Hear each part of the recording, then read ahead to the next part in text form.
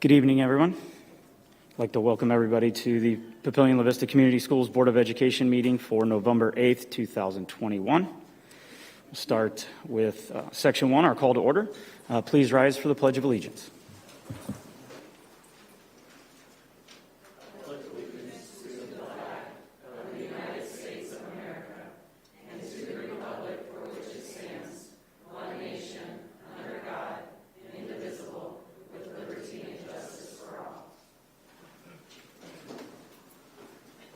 Thank you all.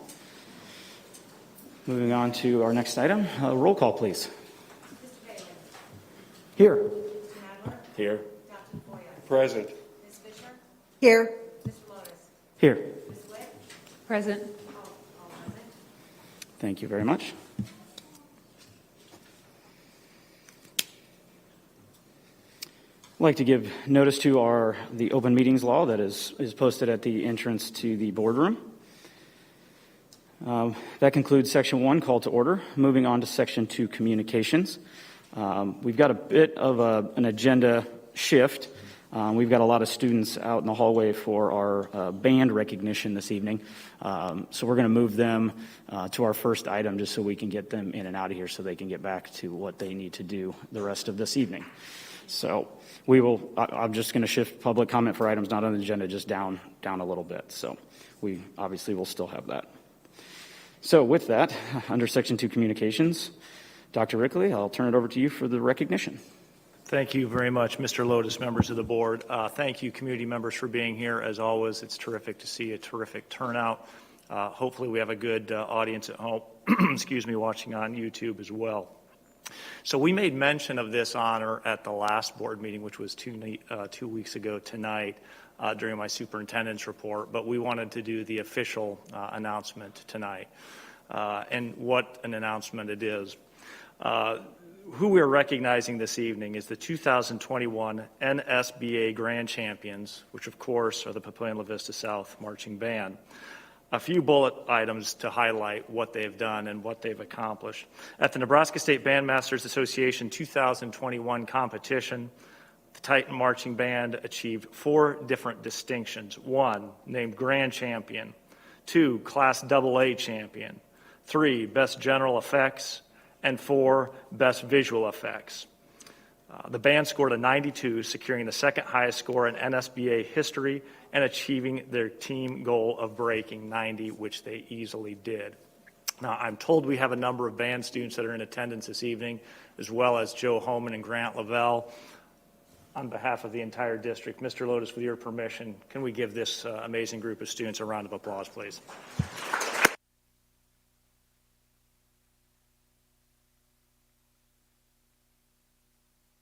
Yeah, please come up and be recognized.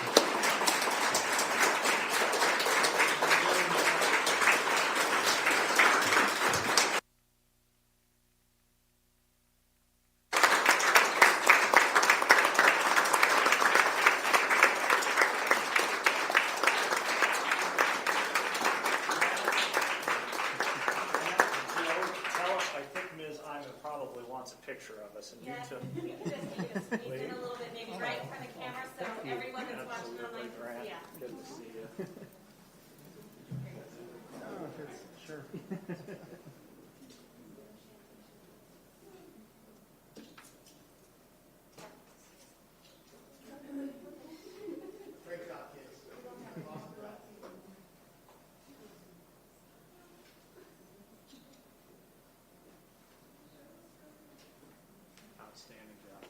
Thanks again. Thanks, everyone. Congratulations.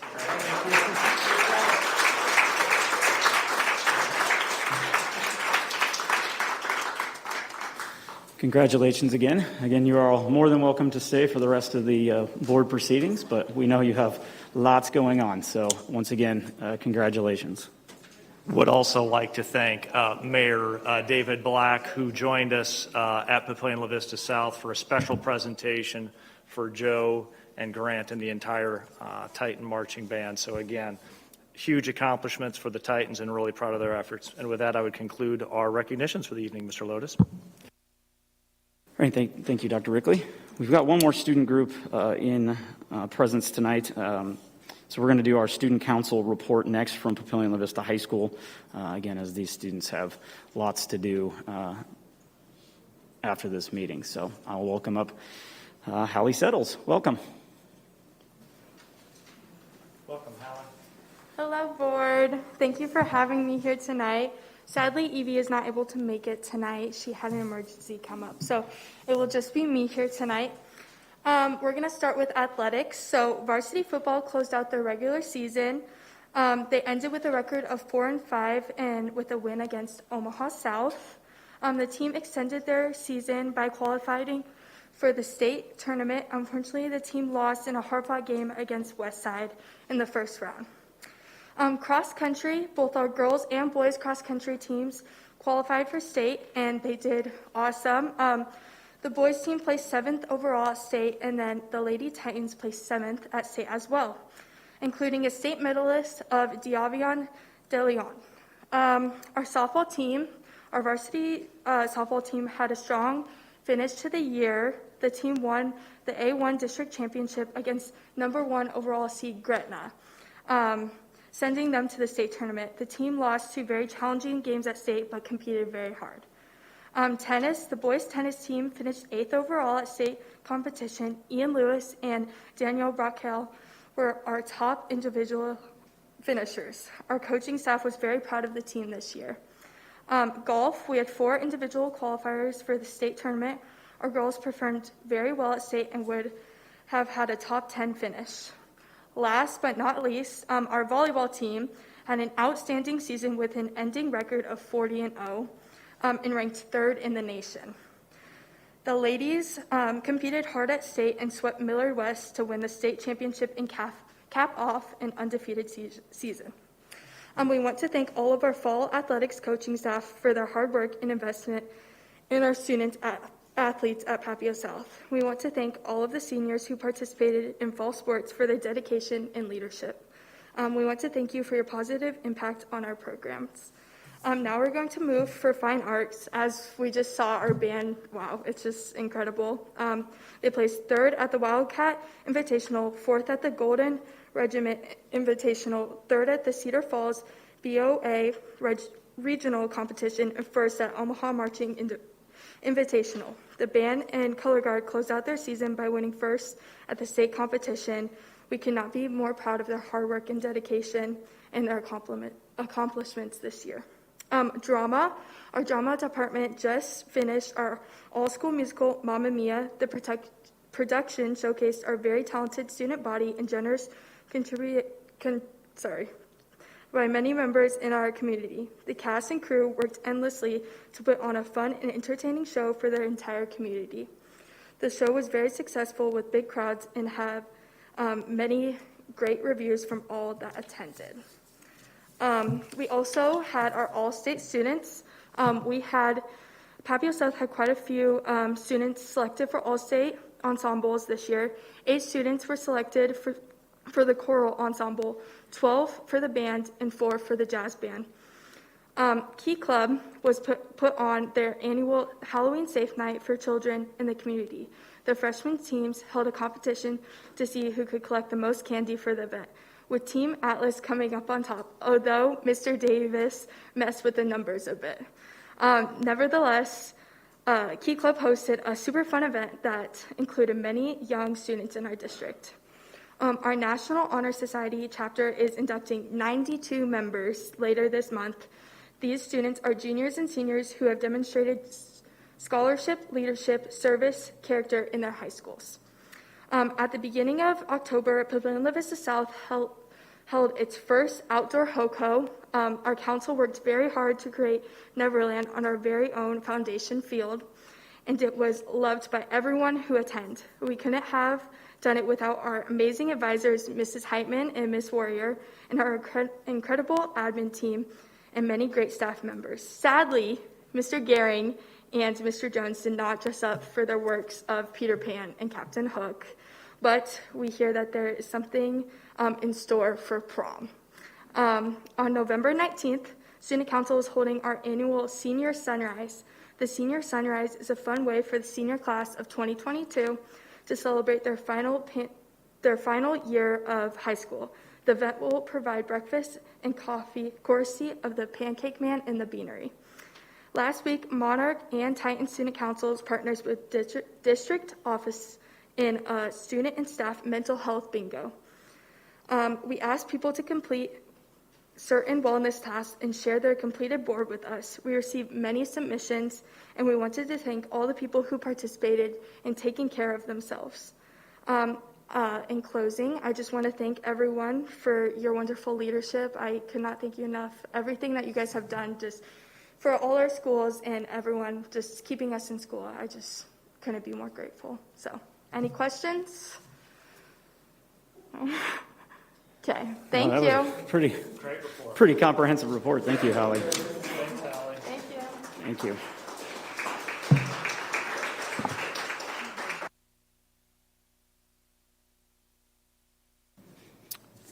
All right, so next up under Section 2 Communications will be our public comment for items not on tonight's agenda.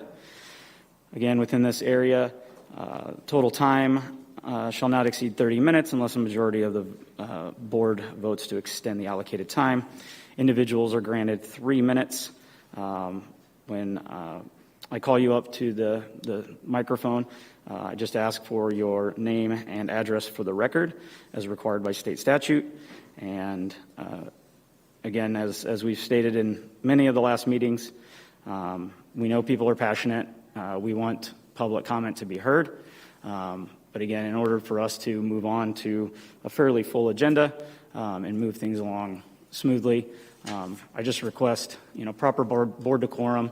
If we could keep, the clapping to a very minimum so I can get right on to the next speaker and give everybody the opportunity to speak. That'd be greatly appreciated, so thank you in advance. All right, first up this evening for public comment on items not on tonight's agenda, Britt Holtmeyer.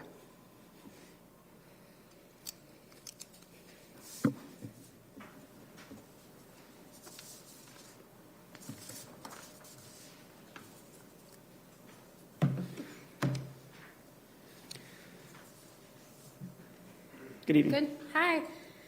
Brittany Holtmeyer, and this is Easton, 207 Ridgewood Drive. Dr. Rickley, I have sent you many emails in which you have responded to every single one besides my last. I had sent you the notice of liability to send out to every parent in the district regarding the experimental injection, sharing with you why I have the passion I do, speaking out against this. I did not receive informed consent, which almost led me to lose my son at 8 months. And this is Easton, whom I was speaking to you about. Since these manufacturers are not liable, you should be encouraging this for the experimental injections, the notice of liability. June 21st, 2021, Pradaxa is the first FDA-approved blood-thinning medication that children can take by mouth. The only other approved blood-thinning medication for children is given by injection. Why would they approve this months before administering these experimental injections in the kids? Maybe they knew that these shots would be causing blood clots, myocarditis. On October 29th, the FDA and Pfizer have cooked up a little adjustment to this children's vaccine. Keep in mind that this new ingredient in the mix has not been tested in the same clinical trial that was the original FDA approval of the Pfizer shot. This new magic ingredient is tromethamine. This is a drug that is primarily used on cardiac bypass patients. Directions for dosage literally vary based on whether the patient's chest is cracked open or not. The FDA is responding that this is an additional drug is merely to buffer and to balance the solution, and it's not an active or influential ingredient. They don't consider this a new change, and it is a change in fact. So it's now in there, and there are no new trials to determine the safety or track of the new outcomes.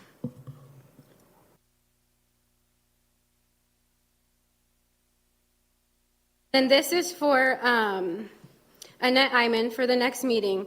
I want you to present a documentation that COVID-19 has been isolated, because if it has not, and you're putting out COVID data charts, and you're masking the children and highly recommending these experimental injections, it's inhumane, and you should be held responsible for what has happened to these kids, what will happen, also held responsible for the staff and this community. If you cannot prove it, you are doing malpractice since you are acting as a doctor. Thank you.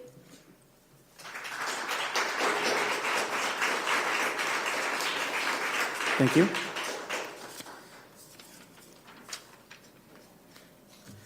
All right, moving on to our next speaker this evening, Dorothy Reyes.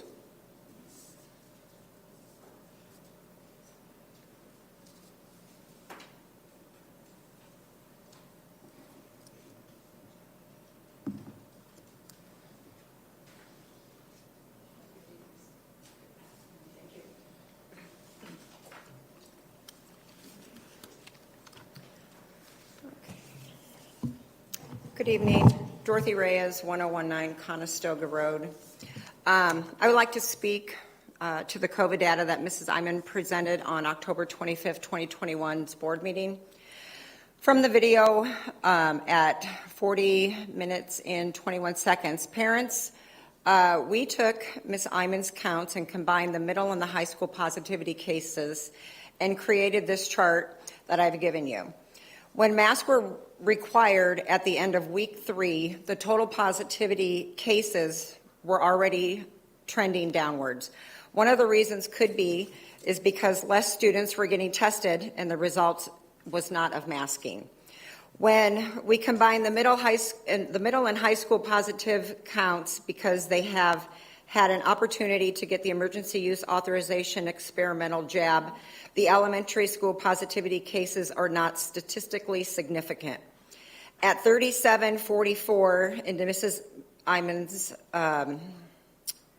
she had posted a graph of total staff positive cases and said, quote, "We continue to do really well with our staff numbers. They continue to stay very low, very manageable, slightly below where they were last year. I think the fact that 90% of our staff are vaccinated is certainly indication of these numbers. You are speaking your personal medical opinion without any medical proof of such a statement. In fact, if you look at your own data, Mrs. Iman, and take the last year's positivity cases from week 1 through week 11, there was 41 positive cases within the staff. If you take your data from 2021 to 2022, week 1 through 11, there was 44 positive staff cases. Your positive cases actually went up. They did not go down this year. As a reminder, the emergency use authorization injections do not guarantee immunity or transmission. You also stated 4250 that 68.1% of Sarpy County was vaccinated. As of 12 p.m. today, November 8th, Sarpy Cass County Health Department has Sarpy County at 56.7% vaccinated, not 68.1%. Again, you are giving false information. I am calling for your immediate resignation or termination by this board for giving false information. This is unacceptable and it's an embarrassment to our community. These are our children's lives we are dealing with. Parents, please pull your children from these schools. As a reminder, we are in the process of recalling board member Valerie Fisher for violation of policies. Please go to papillionpatriots.org for updated information, and thank you.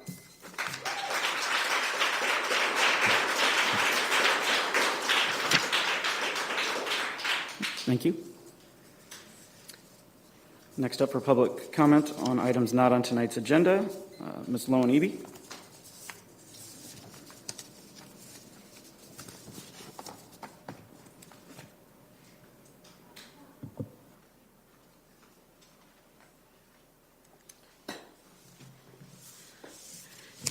Hello, my name is Lowen Evie. I reside at 1401 Edgewater Circle, Papillion. I would like to comment on the 1410 policy violation by the principal of Papio South and Dr. Rickley. Policy 1410, special project fundraising, reads as follows. The Papillion-La Vista Board of Education recognizes and supports the need for participation by the community in maintaining and improving our district facilities and programs for needs beyond the regular budgeting process. The board requires that great care and restraint be exercised by school-level personnel in planning and implementing fundraising activities. Donations of fundraising, equipment, labor, services, supplies, and for special projects whose cumulative estimated cost is $50,000 or greater, including any costs associated with fundraising campaign, require Papillion La Vista Board of Education approval prior to the commencement of any fundraising campaign or promotion. All funds for special projects shall be committed prior to any work proceeding.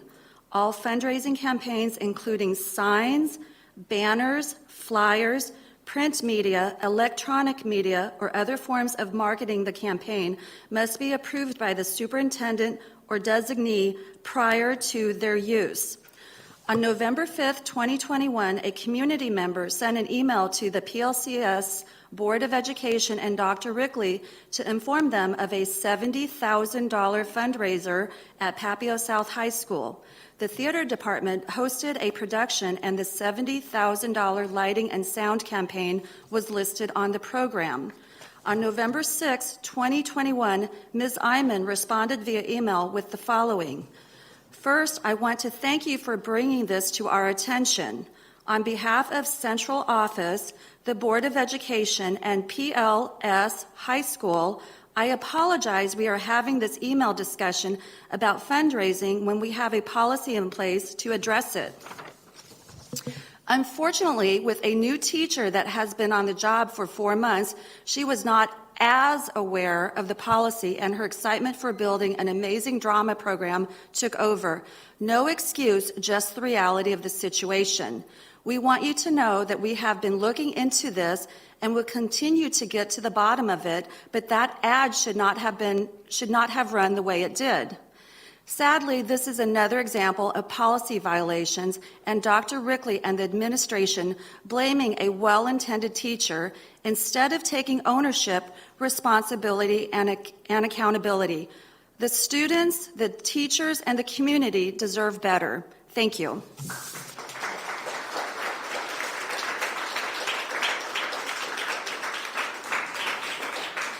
Thank you.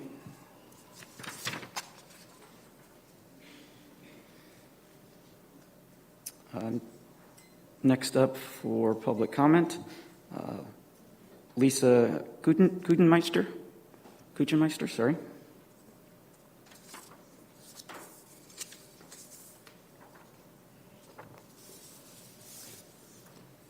Tonight, I would like to follow up on Dr. Rickley's statements from the last board meeting when he said, "The plan outlined here really makes nobody happy." Excuse me. And when both sets of the equation... Ma'am, sorry. I'm sorry. Lisa Kuchenmeister, 10231 Cimarron Woods Drive. Perfect. Yep. Feel free to start over. We haven't started the timer, so. Okay. The plan outlined here really makes nobody happy. And when both sets of the equation are upset with you, you've probably found the right middle of the ground approach. Respectfully, Dr. Rickley, I think you and the board have lost sight of what your job is. Your job is not to find some middle of the road approach here. You have placed yourself in a situation now where you have made a public health decision siding more with unfounded opinions rather than science and medical guidance.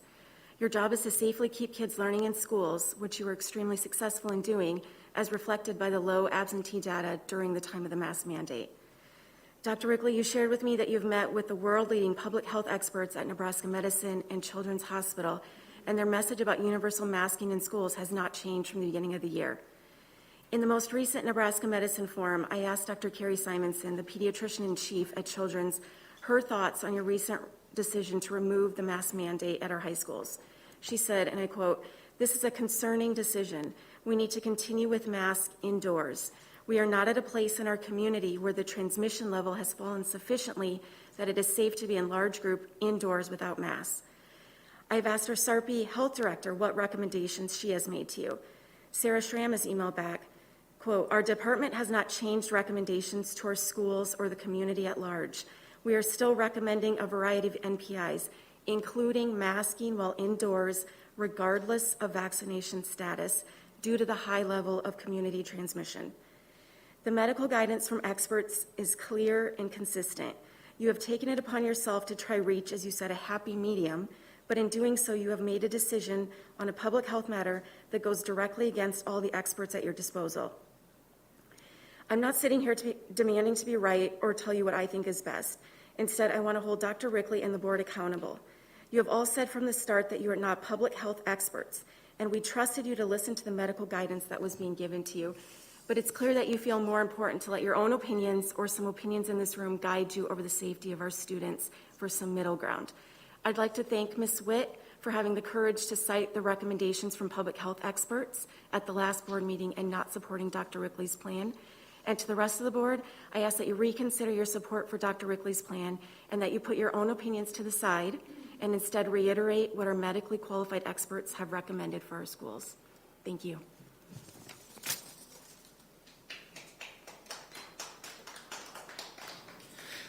Thank you.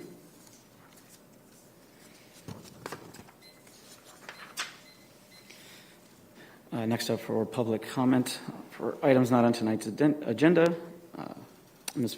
Patricia Conway Boyd.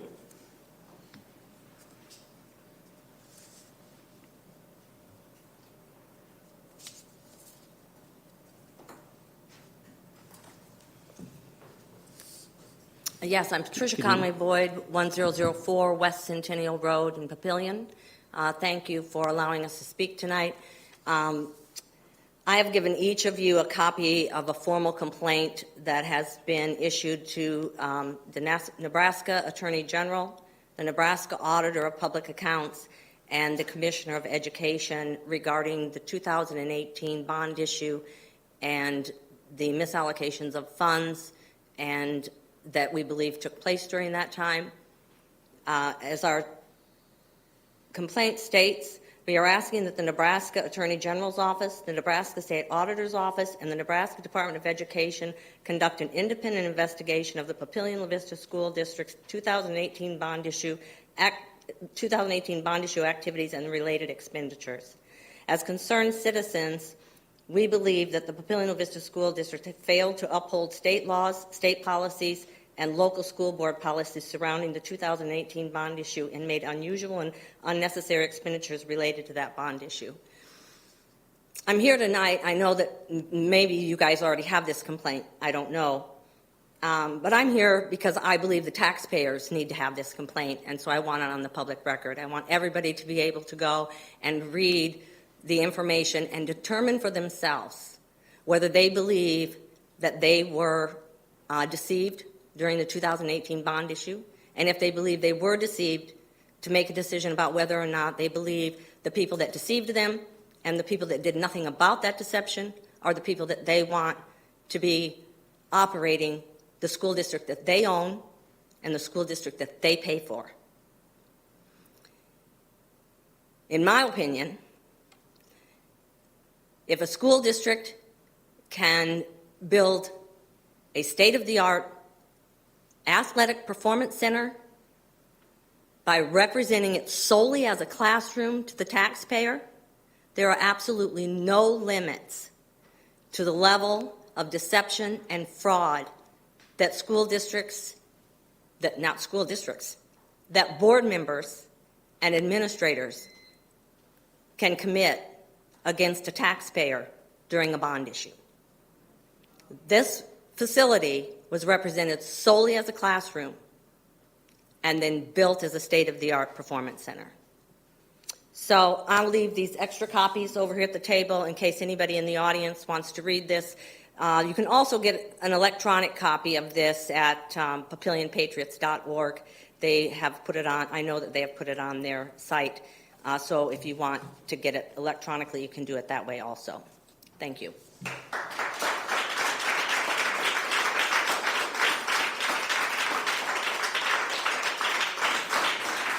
Thank you.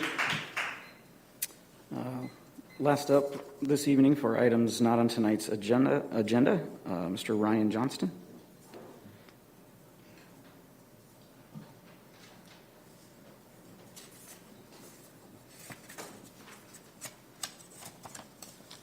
Hi, Dr. Ryan Johnston, 1117 Creighton Road, Papillion, Nebraska.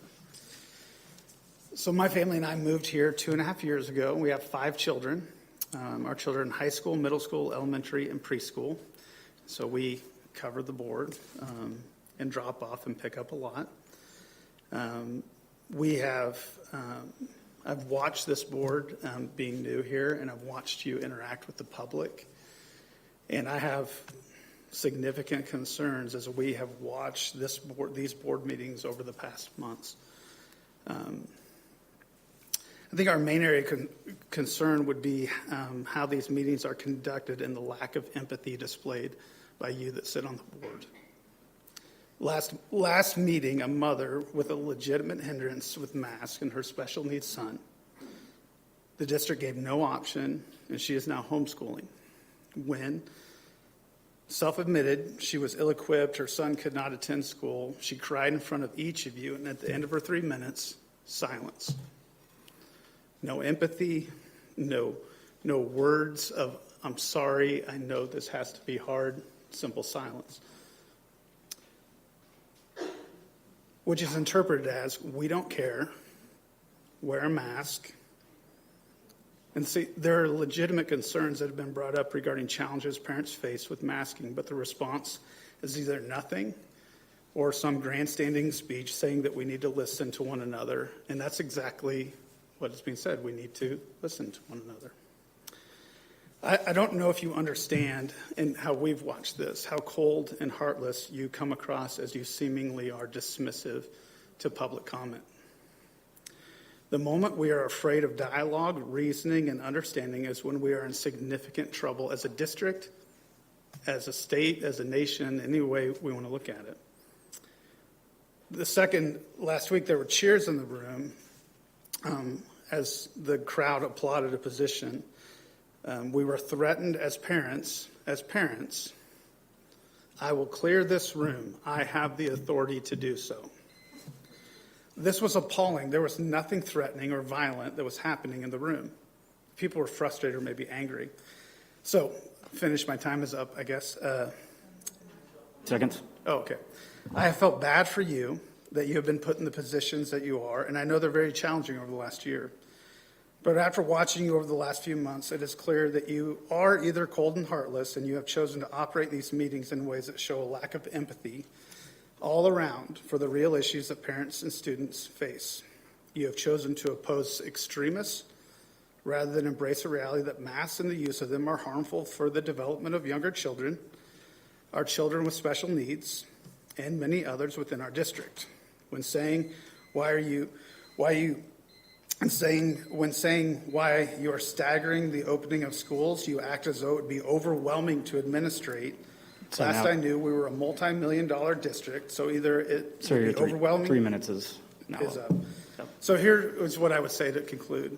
I recommend that this board change how these meetings are operated so that there can be response and dialogue back and forth. It is board decorum that there could be back and forth, or we have forums where we can actually have a dialogue with our board and have a conversation. Thank you for your time. Thank you.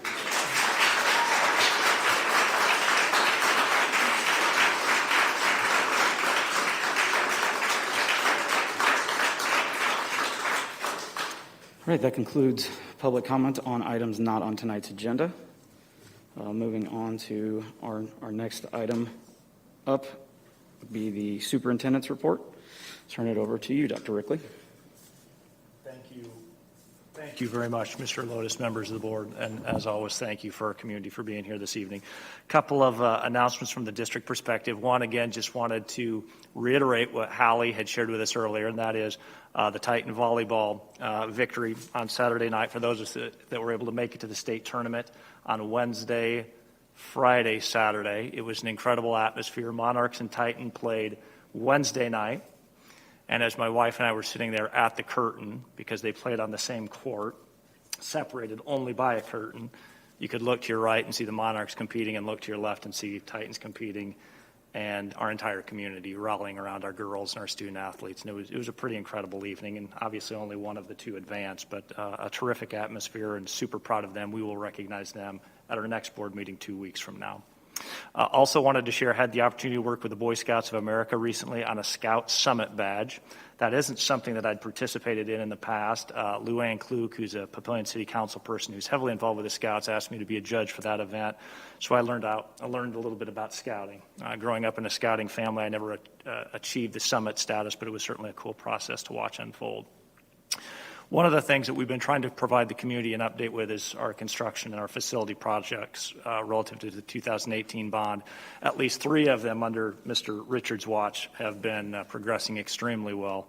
La Vista West, which is undergoing a construction and expansion project, is actually ahead of schedule. We plan on fulfilling that project this summer. Carriage Hill is basically done. There's a few items still left on the punch list, but Carriage Hill is substantially done.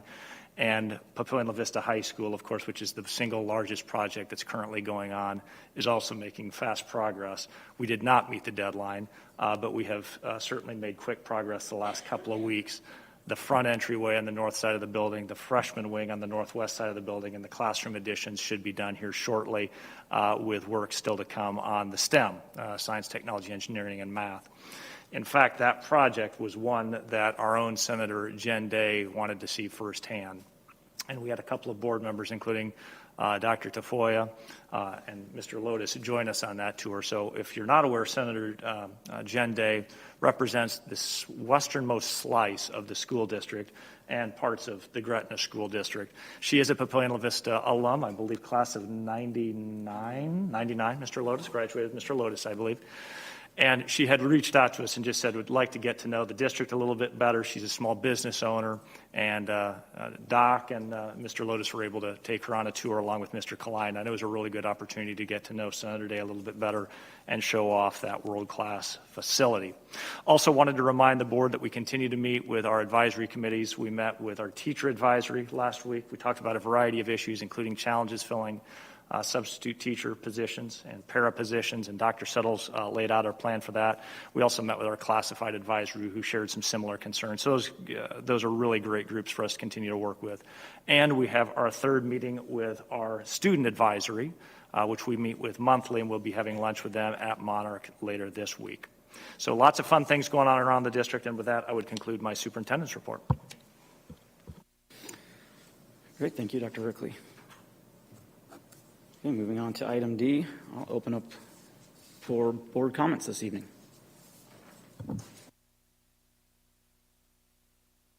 I just want to offer my congratulations to the girls volleyball team for an excellent, excellent record. 40-0, was it?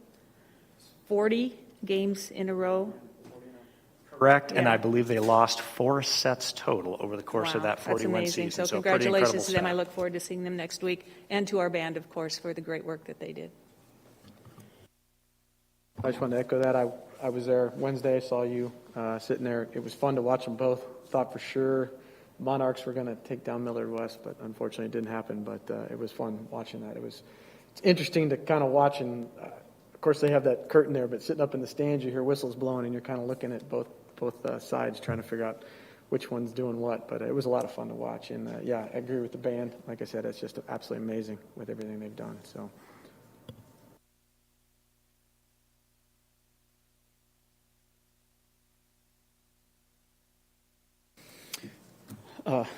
No, I just wanted to comment again what a privilege it was to give the tour of Papillion La Vista High School to former classmates and former neighborhood mates of mine and Senator Day.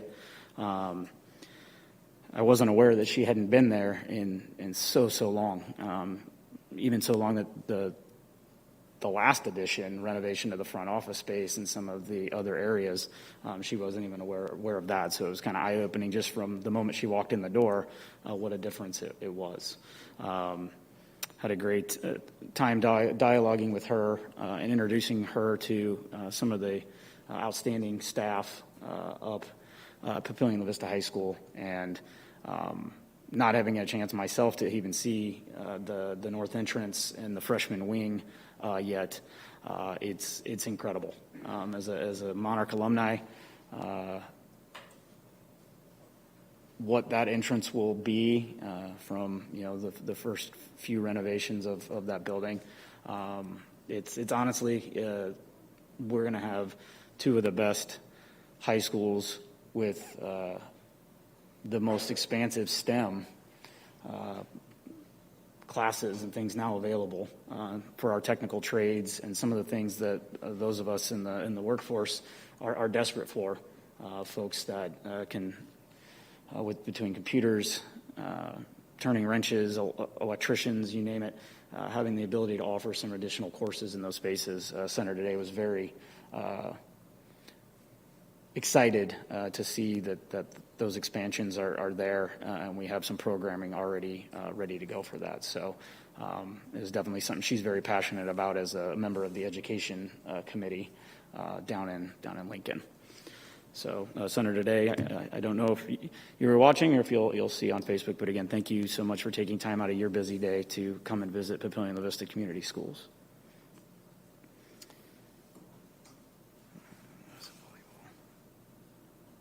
Trying to just look at my notes if there's anything else this week. That is all I had on my notes that I can see. Any other board comments this evening? Okay. Seeing no further comments by the board, I will turn it over to our last item under Section 2 Communications, committee reports, Building, Grounds, and Finance. Building Grounds did meet last week, and we had a number of items on the agenda, financial issues, future growth, projected maintenances in the various high school, both of the high schools, and some issues about the future bond issue constructions. Thank you, Dr. Foya. Human Resources and Student Services. The Human Resources and Student Services Committee has not met. Thank you. Curriculum and Americanism. We did meet last week. We had some discussion also about growth, and we have items on the agenda this evening. Thank you. All right, that concludes Section 2 Communications. Moving on to Section 3 Action Items. Item A, our action by consent. I make a motion to approve the action by consent as presented. Second.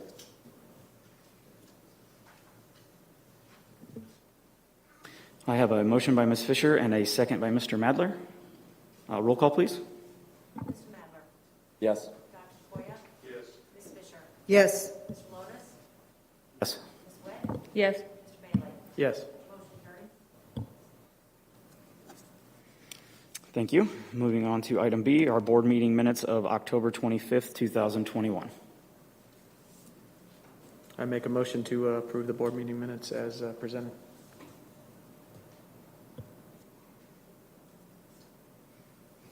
Second. I have a motion by Mr. Bailey and a second by Ms. Witt. Roll call, please. Dr. Foya? Yes. Ms. Fisher? Yes. Mr. Lotus? Yes. Ms. Witt? Yes. Mr. Bailey? Yes. Mr. Madler? Yes. Motion carried.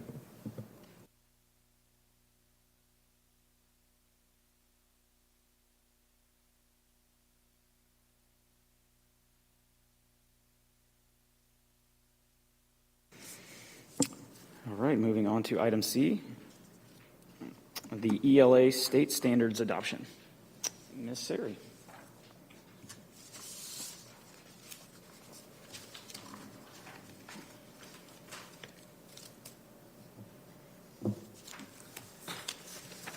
All right. Good evening, Board of Education. As you recall, 2 weeks ago, I presented an overview of the Nebraska Department, the state of Nebraska's English language arts standards. You may recall that I told you as part of state statute Rule 10, we are required to either adopt the state standards or write our own and ask for approval, in which they must be more rigorous and higher level.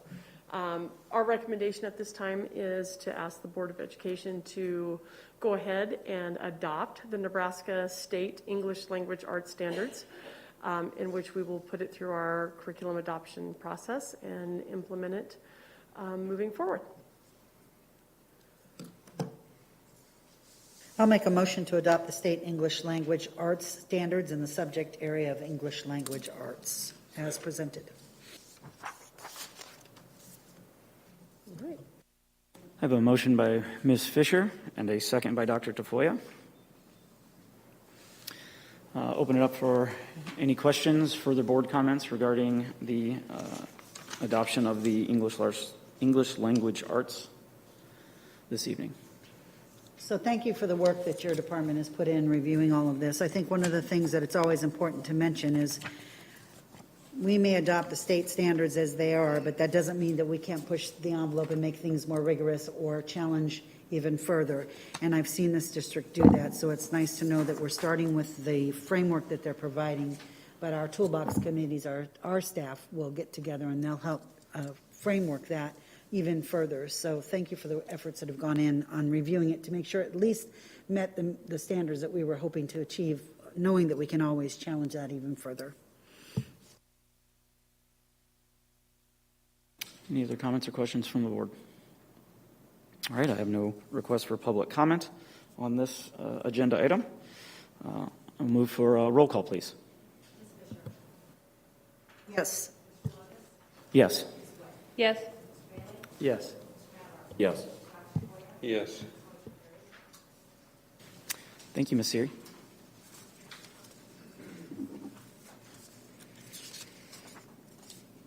All right, moving on to our next agenda item this evening. Welcome Mr. Richards up to discuss the Liberty Middle School bid. Good evening, Mr. Richards. Yes, thank you. Good evening. We have had a really good group of contractors out there that have put in bids to our projects this year, and this was our best turnout yet for the addition at Liberty Middle School. We had 10 contractors bid on this particular project, with a low bid from Cheever Construction Company out of Lincoln. And Pat Carson and we interviewed him, or that company last week, and feel good about their qualifications for the project. And it's within the estimated scope for the project as presented, so we recommend to the board that they accept a low bid for the project.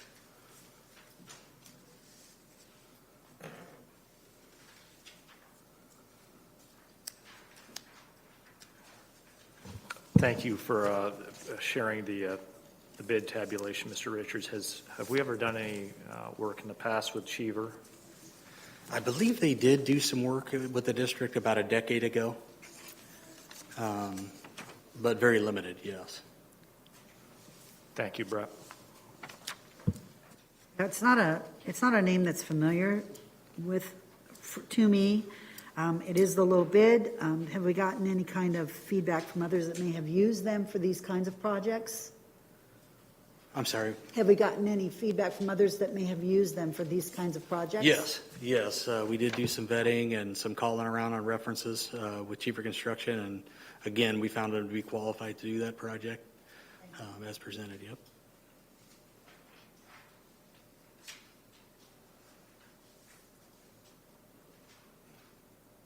I'll make the motion to approve the lump sum bid and authorize and approve the construction contract with Cheever Construction Company for the low bid amount of $5,049,000 and two delegates authority to and authorizes, approves, and directs the president of the Board of Education, superintendent of schools, assistant superintendent of business services, or a designee for the school district to sign, execute, and deliver such construction contract, sign and approve any change orders, retain necessary professionals for assistance, pay the contract price, approve change order increases and expenses related to the construction project and site preparation work, and take all other action necessary to complete any requirements or obligations under the construction project and contract. Second.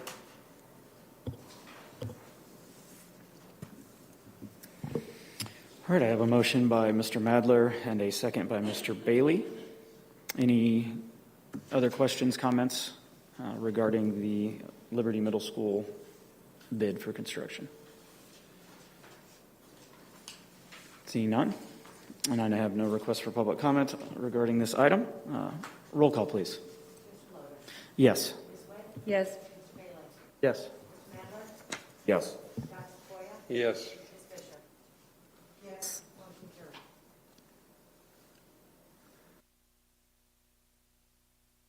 Thank you.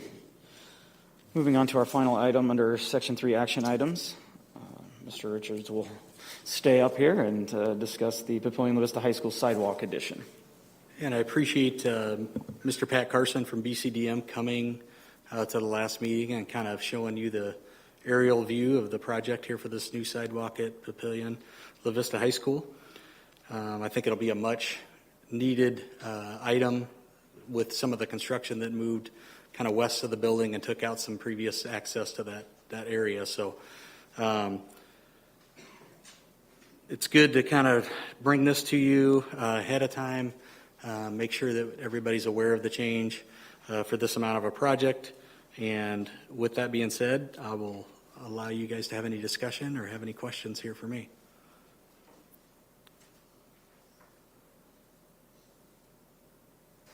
Mr. Richards, I think we talked about this last time, but I think you said that the sidewalk width would be about 6 feet. Was that correct? Yes. And that's the intent. I'm definitely a fan of this because I think providing a safe way for people to get to from the parking down to that facility is really important. So if we're looking at this, I'm assuming grade and all of that's been taken into consideration to make sure it isn't too steep. It's giving that nice flow that makes it a safe way, whether you're in a wheelchair, whether you're in a walking stance, that kind of thing, all that's been taken into consideration? Yes, it has. The south end will be more accessible for people with disabilities because this sidewalk will be from the north side and there won't be any access for the wheelchairs. Okay. So we'll have to do a good job of communicating that and pointing out where our access is from up So to it'll the high be on the school. other side? Yeah, because they'll have stairs and everything on the sidewalk. Okay, so this one will have places where there are steps? Correct. So we'll still be using the other side for Yes. accessibility? Okay, thank you very much. This is one of the things that this is an example of is how, as we're working through projects in the bond, we sometimes have to make additions or changes as we were working on the project, and this is a really great change to ensure, though, that access is there. It's kind of hard to open up everything and then find out that the access is not what we need it to be. So appreciate your taking the efforts to get this done at this time. It's a good time to do it. Thank you. Yeah, to get a bird's eye view from the upper deck last week was really eye-opening just to see. I mean, there is no access, let alone if larger events, some of the varsity soccer games, some of the other, the band hosts, their own marching exhibition. That small parking lot on the south side with the easiest access. I mean, that overflows very quickly, and there's no other parking reasonably available. And so that to have that connectivity of the north lots, then to connect kind of centrally to the track, the press box, concession stand, as well as now the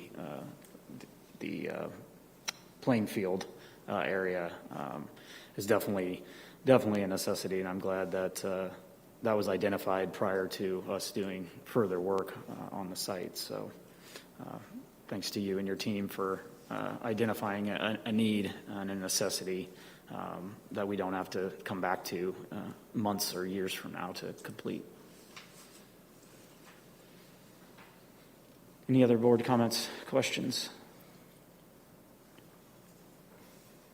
I'll make a motion to approve the change order to add a sidewalk to connect the north parking area to the stadium at Papillion La Vista High School for the cost of $83,406.26 as presented.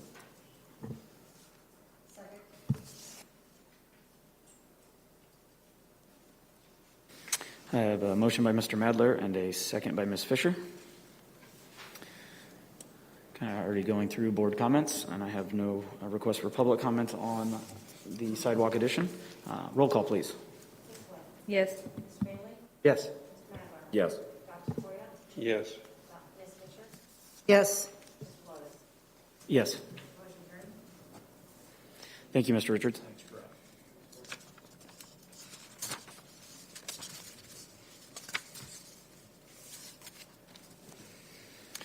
All right, that concludes Section 3 action items. Moving on to Section 4, discussion and information items. Item A this evening is district COVID data. I'll welcome up Ms. Simon. Thank you. Okay, let's talk COVID data. So the COVID response focus continues to be the same. You guys probably could recite this as well as I can. You've seen it so many times.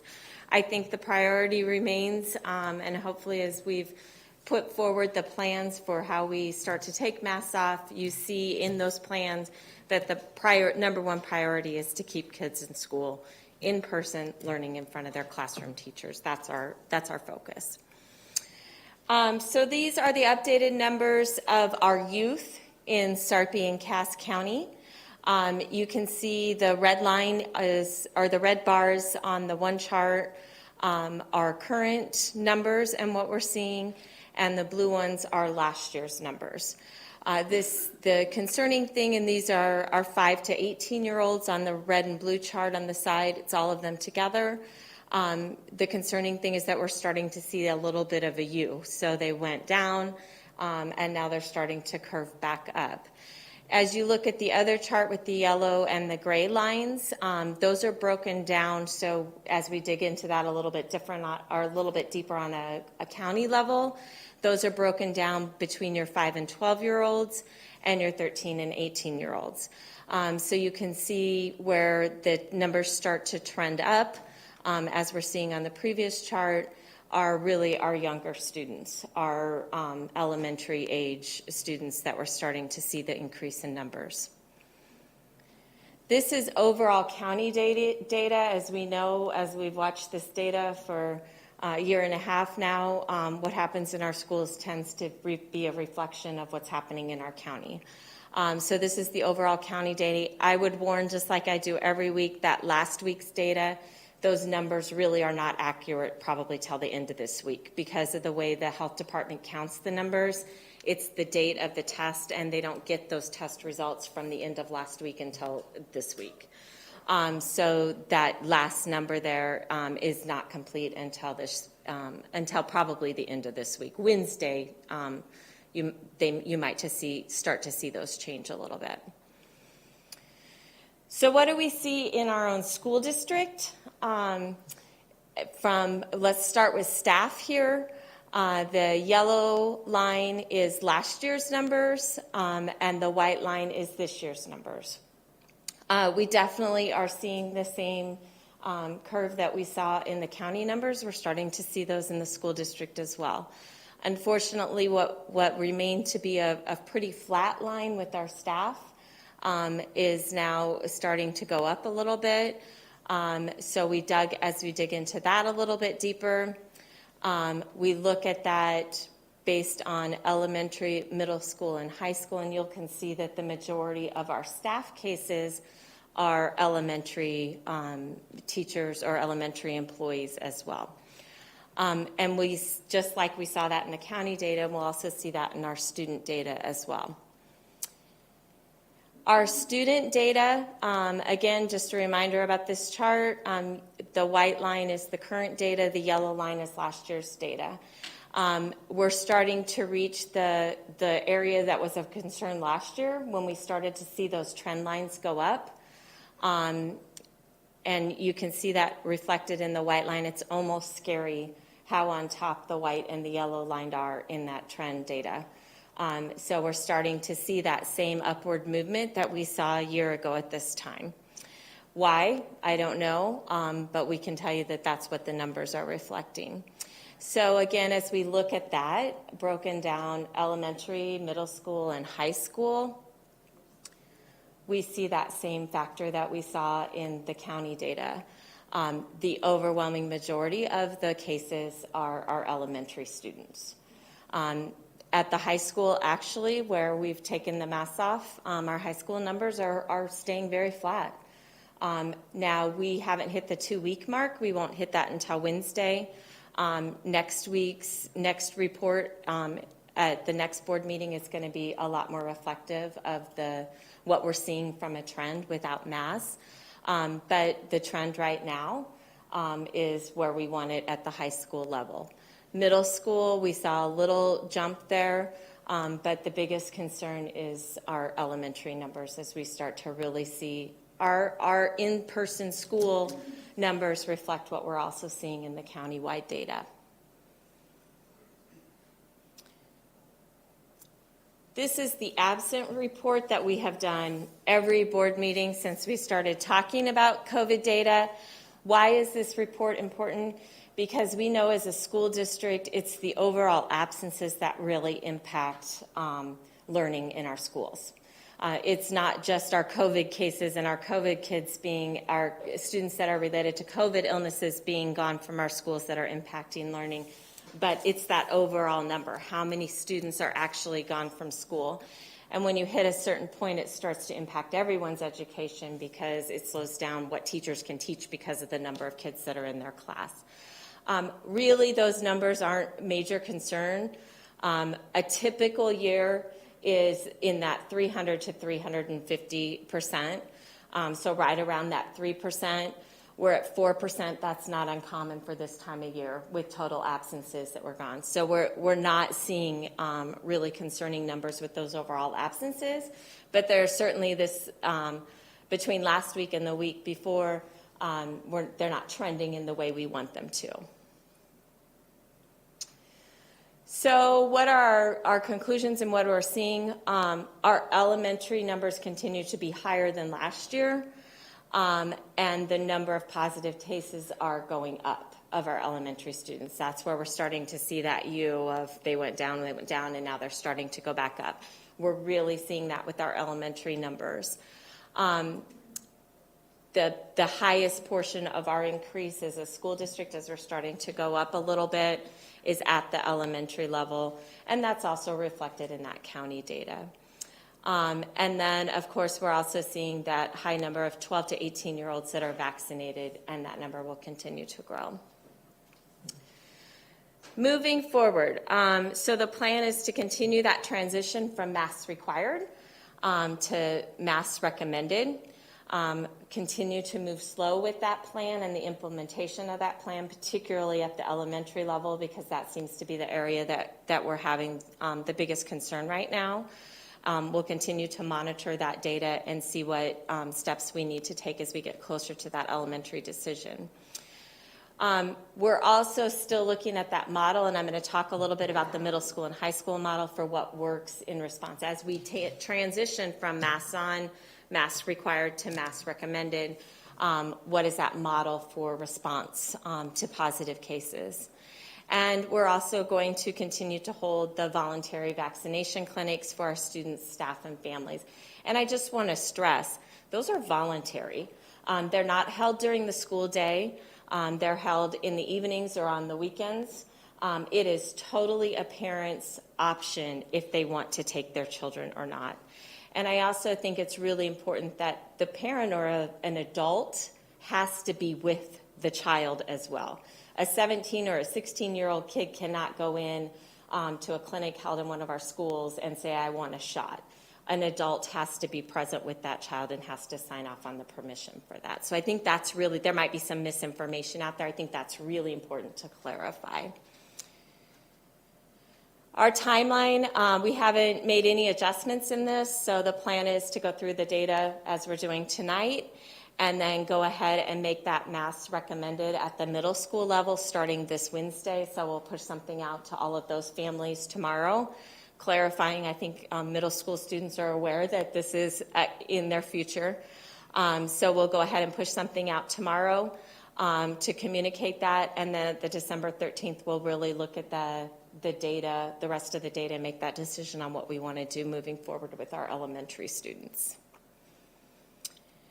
The response plan, this is the last thing. I just want to clarify a few things. So we are communicating, and this is what we've been doing at the high school level, and this is what we will do at the middle school level. So at the end of each day, if there are positive cases, we will notify all parents in that building that there are positive cases. So for example, at Monarch, I believed we had a 9th grader and a 12th grader student that were both positive in the same day.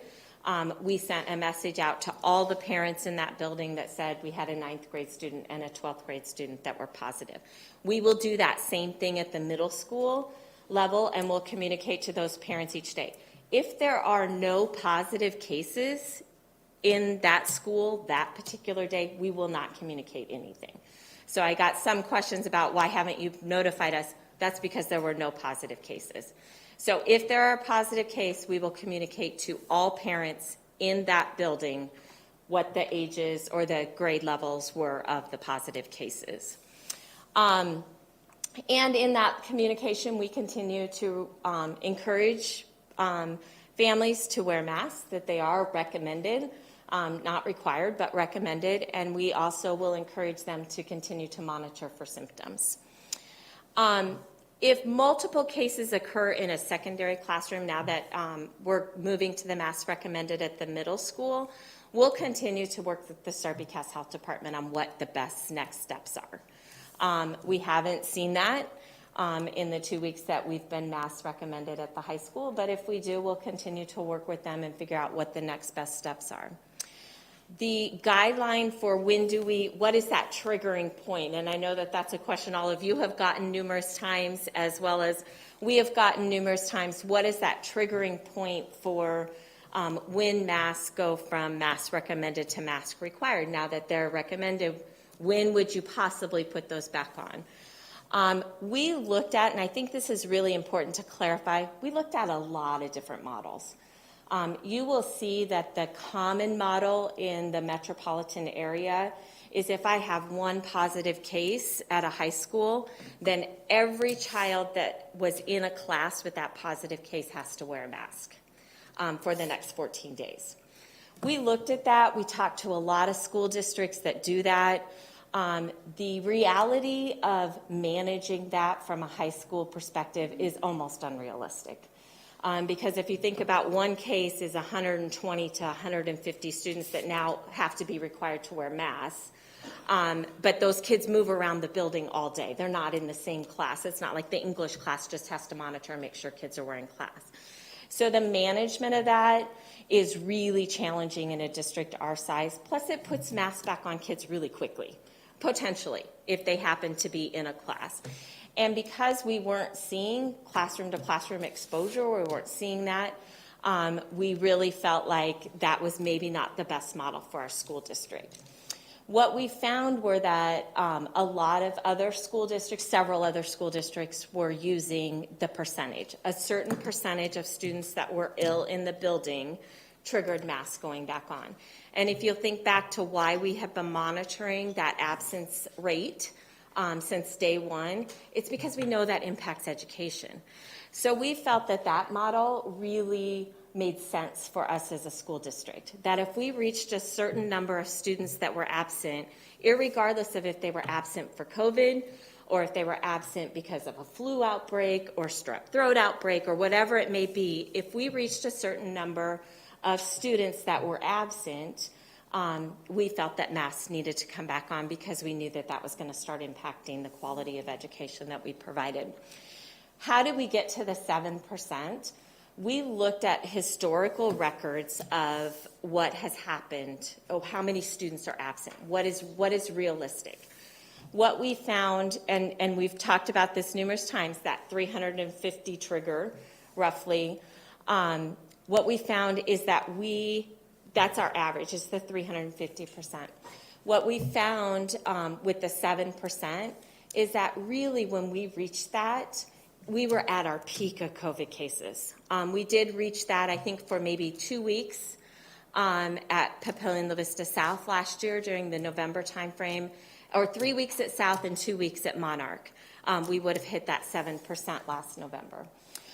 So we really tried to set that bar high enough that we weren't going to be in and out of masks, but that if we got to that 7%, we knew there was a problem.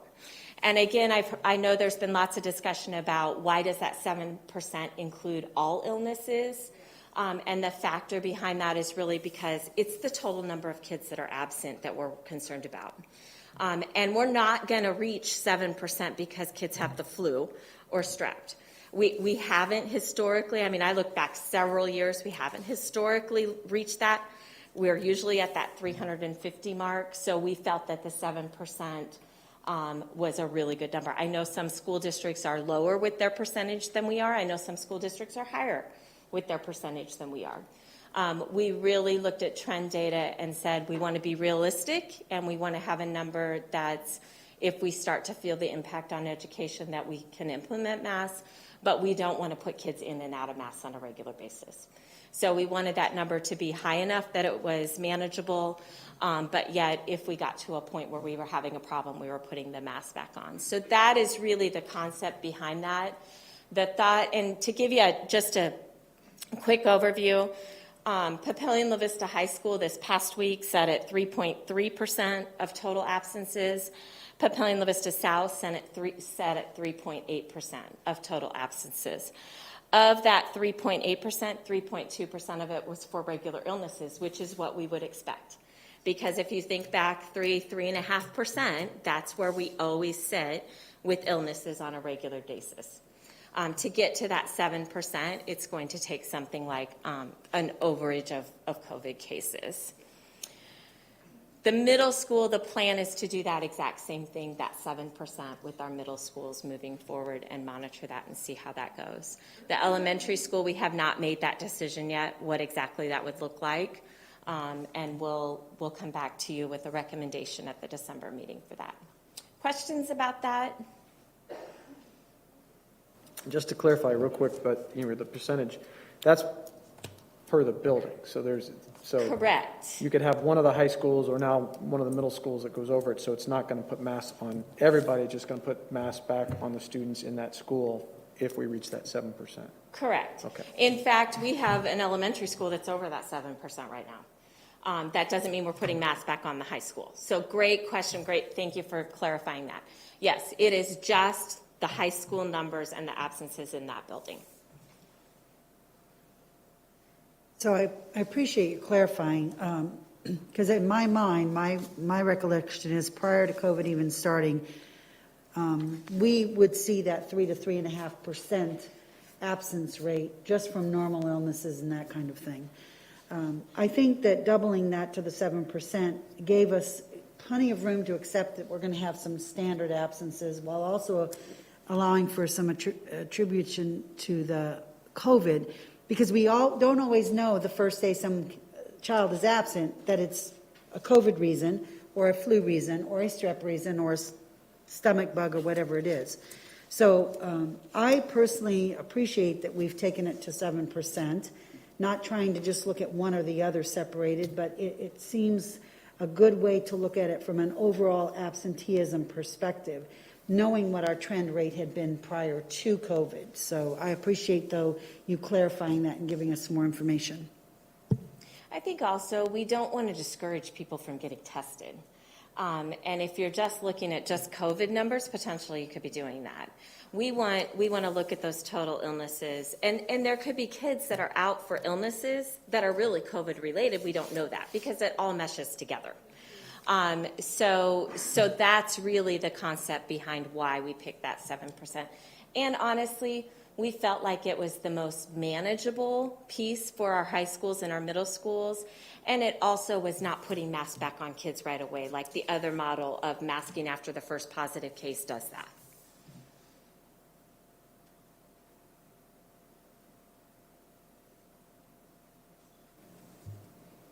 Any other board comments, questions regarding the COVID data update?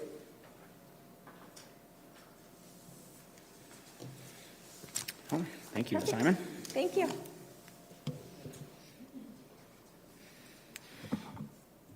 All right. Seeing no further board comments, questions regarding the data? Okay. We will move on to our public comments regarding the COVID data update. Again, within this section for public comment, the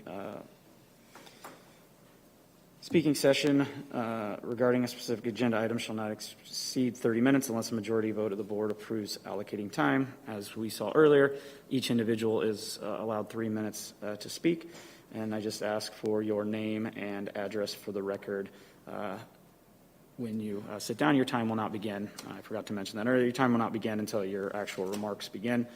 Ms. Baranko will keep time as well as I do. When you hear her first beep, just as a reminder, as I know we had that happen first, the first beep is about 2 minutes and 20 seconds, and then you'll hear a continuous beep when you reach the 3-minute mark. All right, first up this evening for COVID data update, Britt Holtmeyer.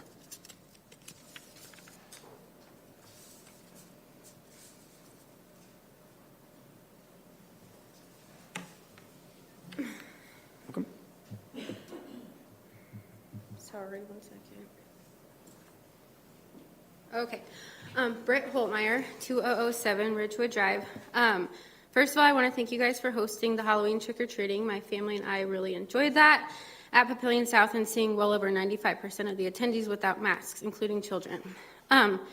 With the data being almost 100% more higher in the chart, and knowing that parents had called their kids in on a Monday after Halloween, I do know that because, obviously, Halloween.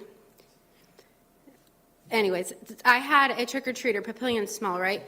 I had a trick-or-treater come through, and she was actually an assistant principal at one of your schools, and we were chatting, and she informed me that she was calling all her children out of school on Monday, and she knew many others were as well. A mom had called Annette Iman and told her that her son has digestive issues and sometimes misses school, and she reiterated that all absences would be included in the COVID percentage for mask requirements. Then we have another mom who shared in our Papillion group a screenshot showing that her child had been marked as COVID-related absence, and not one of them was COVID-related, she stated. And so now that we're acting like the PCR test, throwing in all the sicknesses into a pot, strep, digestive issues, coughs, how can you come up with a COVID positive case? You're throwing everything into it and you're putting it into your charts. And if Annette Iman has looked back several years ago at the charts, if you do have that information regarding the flu, can you please have that next meeting once again to show me and prove to us about the flu? And we are not in this situation for anything other than COVID. It's all about the COVID, not an illness. An illness should not be included because we will never get accurate information. So please, like I've said last time at the meeting, let's get our ducks in a row. Let's not be so two-faced with everything, because I will say at the Halloween trick-or-treating, I felt normal. I felt like a normal human being, seeing kids without masks, enjoying themselves, running around, hanging on their friends, coloring pumpkins. I mean, they had a cookie decorating thing where you're dipping your hands by yourselves with a spoon in a little pot of frosting.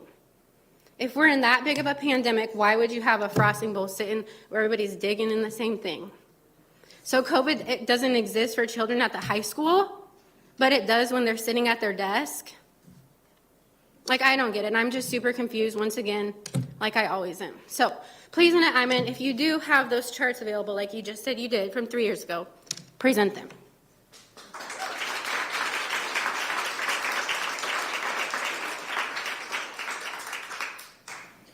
All right, thank you. Moving on to our next speaker, Sarah Lauratuni, please.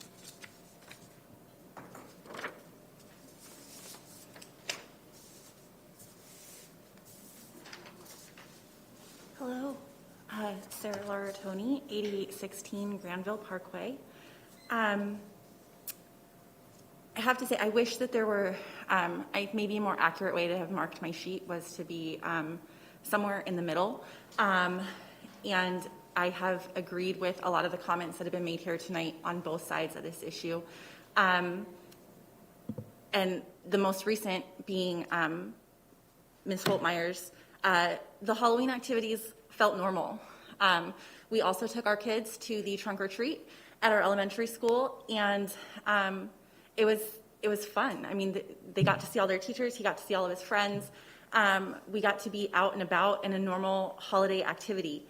But I also agree with the woman who spoke earlier this evening in that I wish that you would listen to the medical professionals and take the recommendation of wearing a mask seriously. I firmly believe that it is because you have these mask requirements in place in the classrooms that we got to do this normal thing last weekend for the holiday.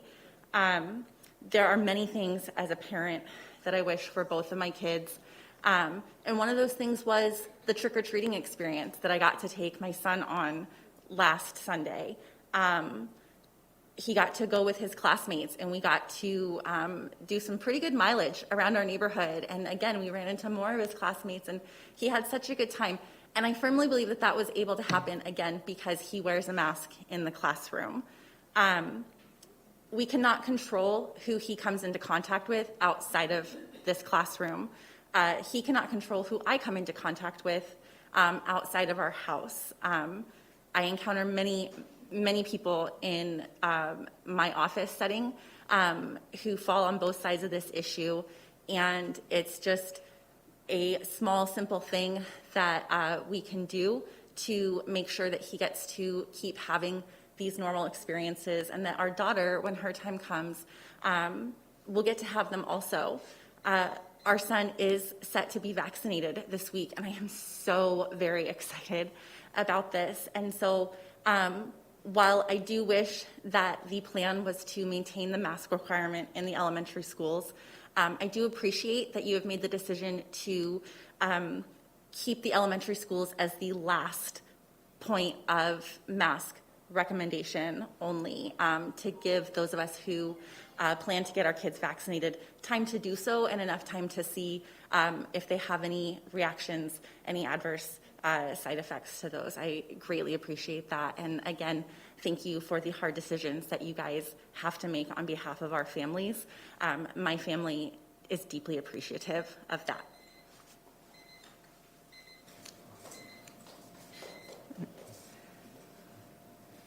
Thank you.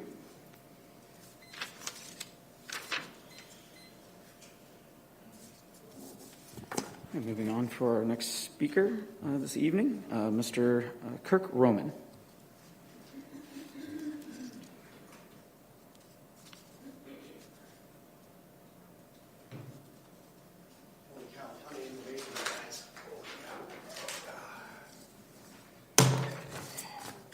That's mine.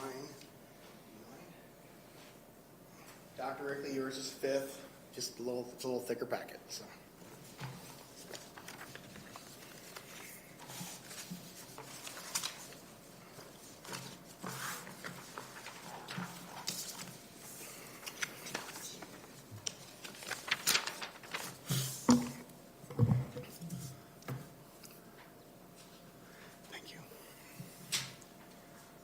I'm just waiting for you to get back. Yep. Nope. Okay. Thanks for handing those out. My name is Kirk Roman. I live at 2102 Titan Springs Drive. To the board and Dr. Rickley, we and our children have suffered enough violations of our constitutional rights because of the mask policy.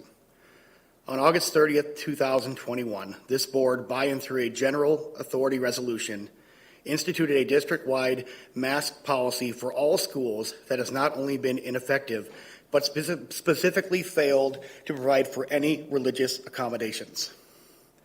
Although this mask policy has already been temporarily lifted for the high school and now the middle school, we are writing to demand that you immediately rescind this policy for the remaining schools in the district before we are forced to take legal action.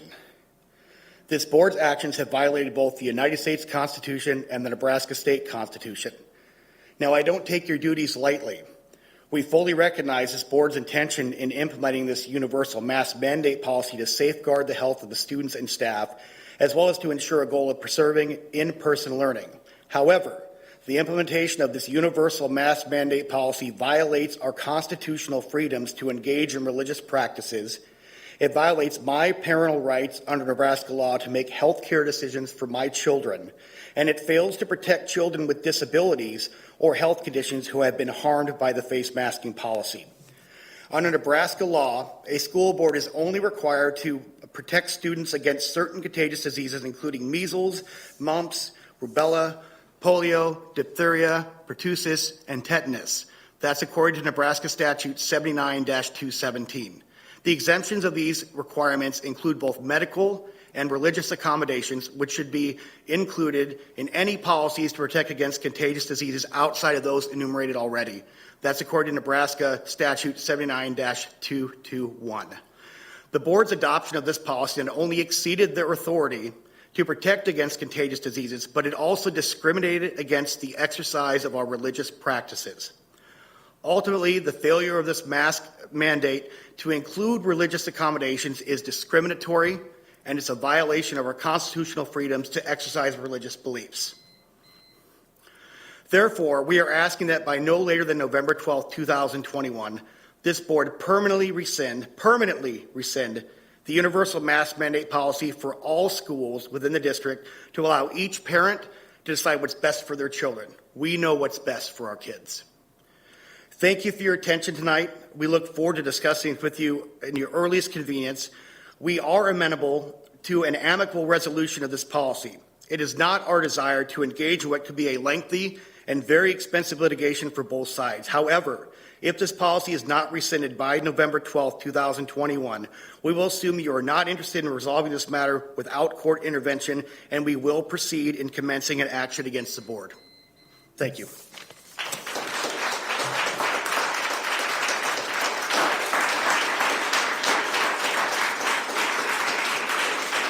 Thank you.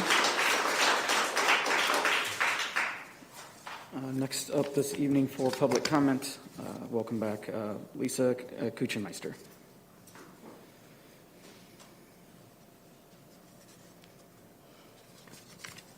I will try to get this right this time. Lisa Kuchenmeister, 10231 Cimarron Woods Drive. Last week, we hit a huge milestone as the CDC approved the COVID vaccine for children ages 5 to 11. This is important as it means all of our school-age kids now have access to a safe way in staying healthy during this ongoing pandemic. Unfortunately, another milestone was hit in that there have been over 5 million deaths from COVID. Nearly all of those in our ICUs right now are unvaccinated and needlessly suffering from a preventable disease. Children are not immune. There's been thousands of hospitalizations, and that is concerning is that Children's Hospital has had to start what is called long COVID clinics to help children dealing with lingering side effects lasting months and months. I've seen in my unvaccinated patients that they easily get reinfected with COVID. Each infection is not mild. The reinfections have resulted in severe symptoms and hospitalizations. Please do not believe that just because your child has had COVID that they are immune to reinfection that could result in serious illness and that thus they don't need the vaccine. Here, I am tonight representing parents that are honestly disgusted with all the disinformation that is spread at these board meetings, specifically surrounding vaccines and, of course, this exhaustive mask debate. Masks are just a piece of cloth. They pose zero harm. They have not made anyone sick. If anything, from the absentee data shown at the last meeting, the point was well proven that they were a great success for keeping kids learning in schools. I asked the board carefully listen to the public health expert recommendations. I have already listed them. They are mask up despite the vaccination status until our community can show lower transmission levels. Some kids, like my son, have yet to experience a normal year of school. This vaccine is the way back to normalcy. If the board wants to successfully keep the proposed timeline that you are throwing up in making masks optional, then we do need a high vaccination rate. If we remove masks with low vaccination rates, I fear we will find ourselves in a situation like Millard right now, having to shut down an entire school. I would ask that our district continue to push communication with parents on this monumental vaccine decision in voicing their support and recommending that all of our school-age children get vaccinated to keep them in schools learning. I would like to thank Ms. Iman for all the transparency with the data. I know a lot of districts are very envious of that, so thank you so much for that. And then I would also caution you with the 7%, I understand that, but if your data is showing a curve in the wrong direction, I don't necessarily think that you have to wait for that 7%. You can take action before, again, to avoid a situation where we're seeing in other districts. Thank you very much.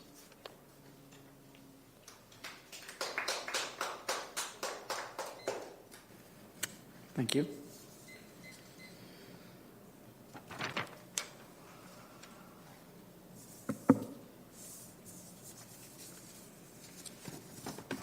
Next up for public comment regarding the COVID data. Hopefully I pronounced this right, forgive me. Amelia, is it Cohen?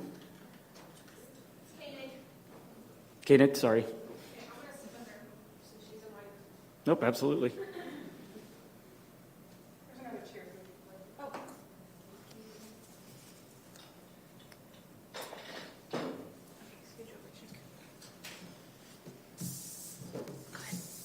Welcome. Amelia Koenig, 1803 Longview Street, Papillion, 68133. Do you ever just randomly get a headache when you're wearing a mask? Well, it stinks to have to deal with that while the thing you're wearing is making it worse. I believe students shouldn't have to wear masks during class or even at all. First of all, they escalate my headaches, then end up turning into migraines. When we breathe out carbon dioxide, and when we wear a mask, we breathe in the same carbon dioxide, therefore causing a headache or possibly a migraine. Also, I don't know about you, but it is very hard to understand people in a mask. Their voices are so muffled and muted, I have to put my ear to someone's mask to hear them. And that would stink for class. Your voice just doesn't travel as well. Lastly, they don't work. For example, if I sneeze and my mask gets wet from my sneeze, it now has germs and other who knows what. But I am still going to get sick. And don't say, well, we wash our masks. I know that. But I bet some people don't wash their masks for a day at a time. You are still going to get sick just like everyone else gets sick. Students shouldn't have to wear masks during school or even at all. There is no point. A piece of cloth isn't going to stop a virus from spreading. Thank you.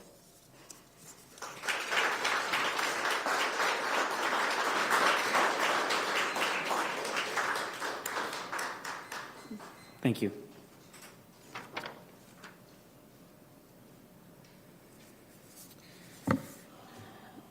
Next up this evening for public comment, Ms. Megan Elkins.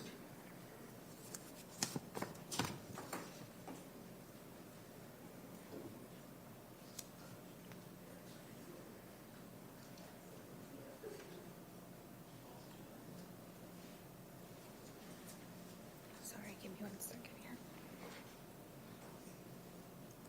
Okay.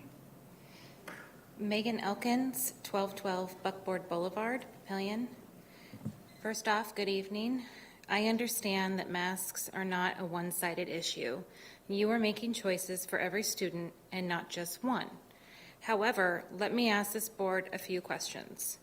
Do any of you know my daughter's name? Do any of you know my daughter's birthday? Do any of you know my daughter's medical history? If you answered no to the above questions, then how can you honestly say that you know what is best for my child? None of you care more about my child than me. Dr. Tafoya, you stated at the last meeting that masks have become politicized. I think this is one of the few things we can agree on.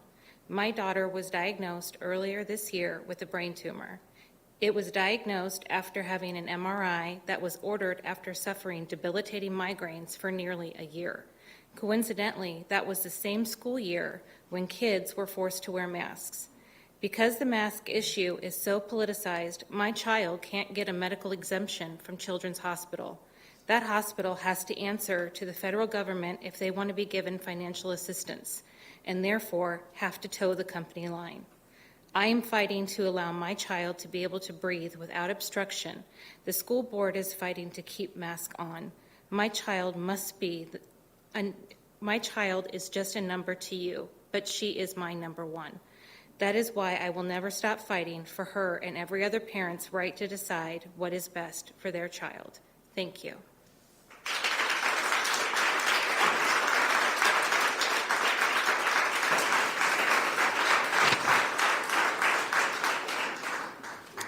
Thank you.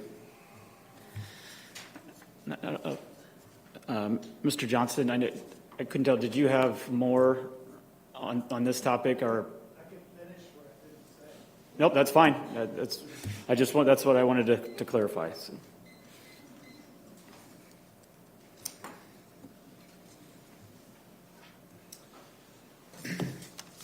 Ryan Johnston, 1117 Creighton Road. Papillion, Nebraska.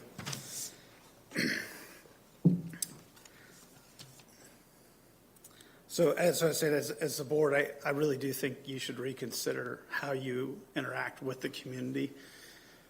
There is ways that the board decorum can operate where there can be back and forth, or at least for you to say something to people who have grave concerns, like a woman whose daughter has cancer.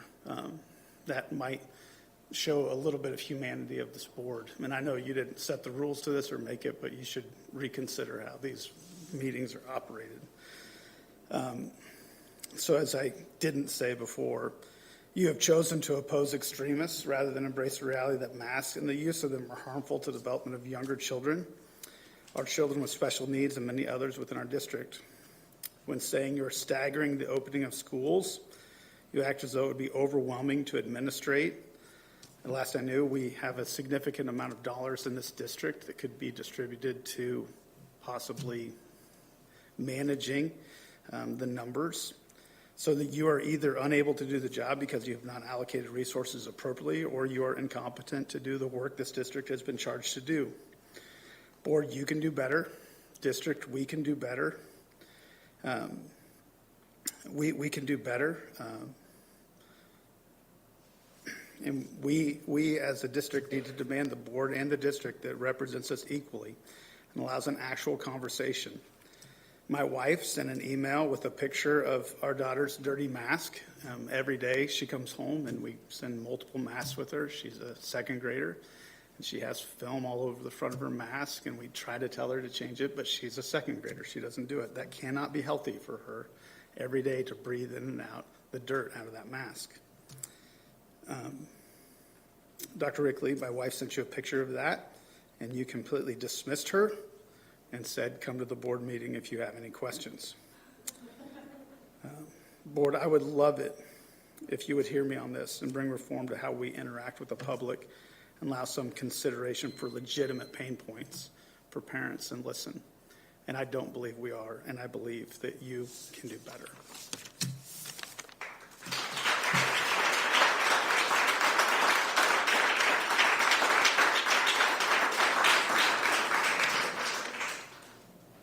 All right, thank you.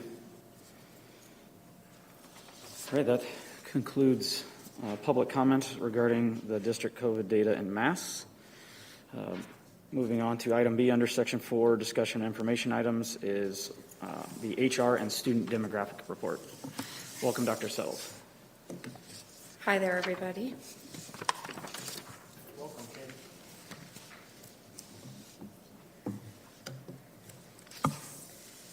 Okay, so just to kind of bring you back up to speed on this report and why we annually do this report, as we already start here in November, starting to prepare for the next school year, we like to come to you with what the October 1st report was to the state of Nebraska, Nebraska Department of Education, regarding our HR and student demographics report.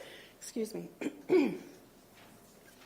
So again, you'll probably hear me reference that several times, but October 1st numbers, that's what we're looking at. Immediately, things always are changing regularly, but whenever we're comparing things, we're always comparing to October 1st of that year. So first off, we always take a look at our student enrollment, and you will see on here that there are 11,646 students enrolled in grades K through 12 in PLCS as of October 1st this year. This is an increasing growth of 1.19%. You may remember that last year at this time, we were down 301 students in enrollment. And just to provide you a little context, back in 1920, we had increased by 103 students and 0.88% growth. The year previous to that, we had increased by 100 students and saw a 0.86% growth. So as of this year, we are at showing a 1.19% growth. You can see that our trend in general is we are a growing school district. So with the number of 11,646, we're not quite back to our pre-pandemic enrollment where we were at 11,810. The student enrollment that you see here does not include preschool students who the district also does provide educational services for. However, this one does. So just to kind of take a look at this and summarize by level, in yellow you see the numbers from this year, and gray 2020, and then the difference to those in white. So you may remember last year that elementary was our only level that saw a decrease, and that was primarily due to some students being homeschooled rather than attending the remote learning program or attending in person.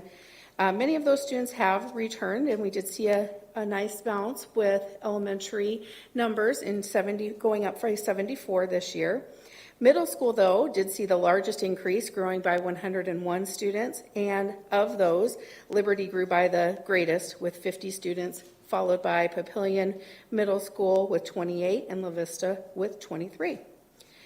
High school last year at this time actually had stayed the exact same as it was the year prior, and you can see that this year high school did take a little decrease. That won't be for long as we have pretty big 8th grade classes. You can also see when we add in our preschool learners, we have 362 pre-K learners this year, and that is an increase up from last year, which we're at 322. That preschool enrollment, though, does tend to grow throughout the year as the Child Find Services do identify birth to 5 and new babies are born. So with preschool students, we are at 12,008 students. This chart just has kind of that historic growth as far as, in general, what we've seen as far as growth for a percentage growth as well as numbers of students that signifies.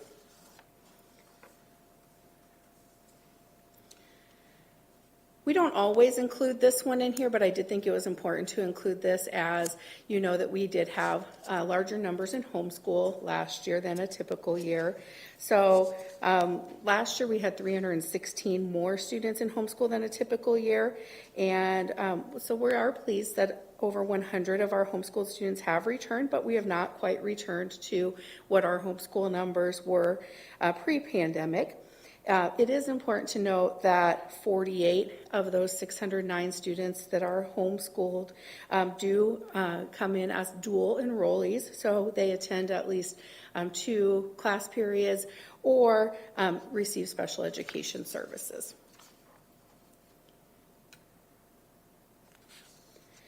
We always want to look at what option enrollment looks like, and you can see that by these numbers we have 128 more students opting in rather than opting out, which of course is what we do want to see.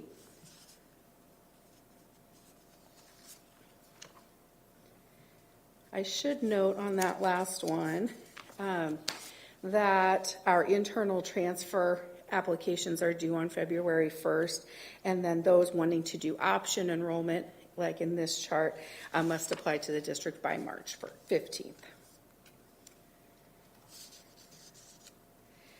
Wanted just to note that each year we consider the projected enrollments and determine what will be the closed schools.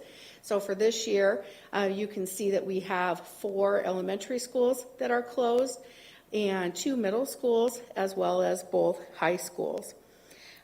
Just to note that just because something doesn't show up on here as a closed school, it doesn't mean that they wouldn't have some grade levels that are at capacity. So for instance, we might get a second grade request for an elementary school, and that perhaps is already at capacity at that grade level, but has another grade level in that building that does have openings.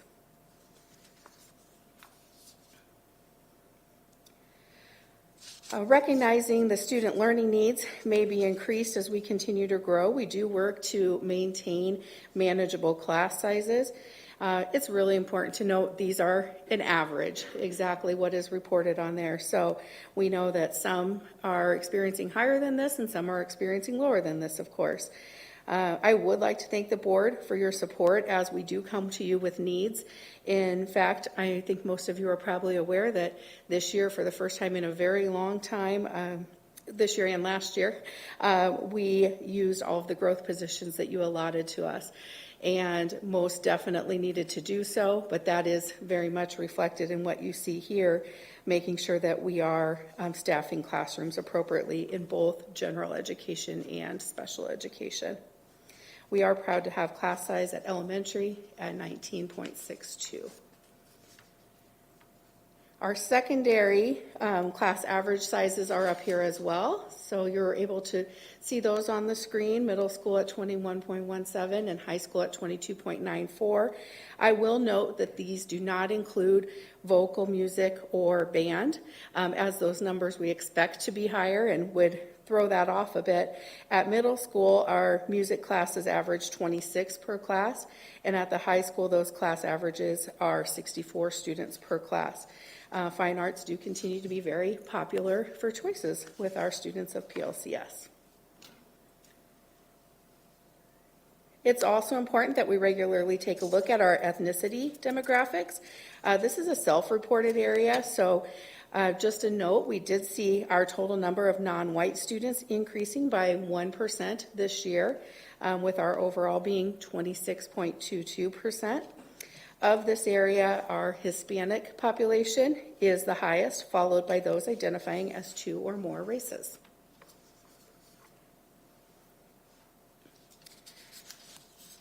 With free lunch available to all students again this year, this was something that the district made a big effort to make sure that we're getting those applications in for free and reduced, as this number does impact our impact aid, our state aid. So despite those efforts, we did see numbers filling out that form went down just a bit from 2021. However, that application does remain open, and families can apply at any time for free and reduced. Right now, our district average is at 22.16% for this year. We also like to take a look every year at our percentage of students that are of military families, and you can see that we have 917 of our students from military families. That is 7.87% of the entire district. This is 164 students less than what we saw last year. You'll see on there, just by level, Anderson Grove has the highest military population at the elementary with over 17%. Papillion Middle at the middle school with 10%, and then South at the high school level at 7.7%.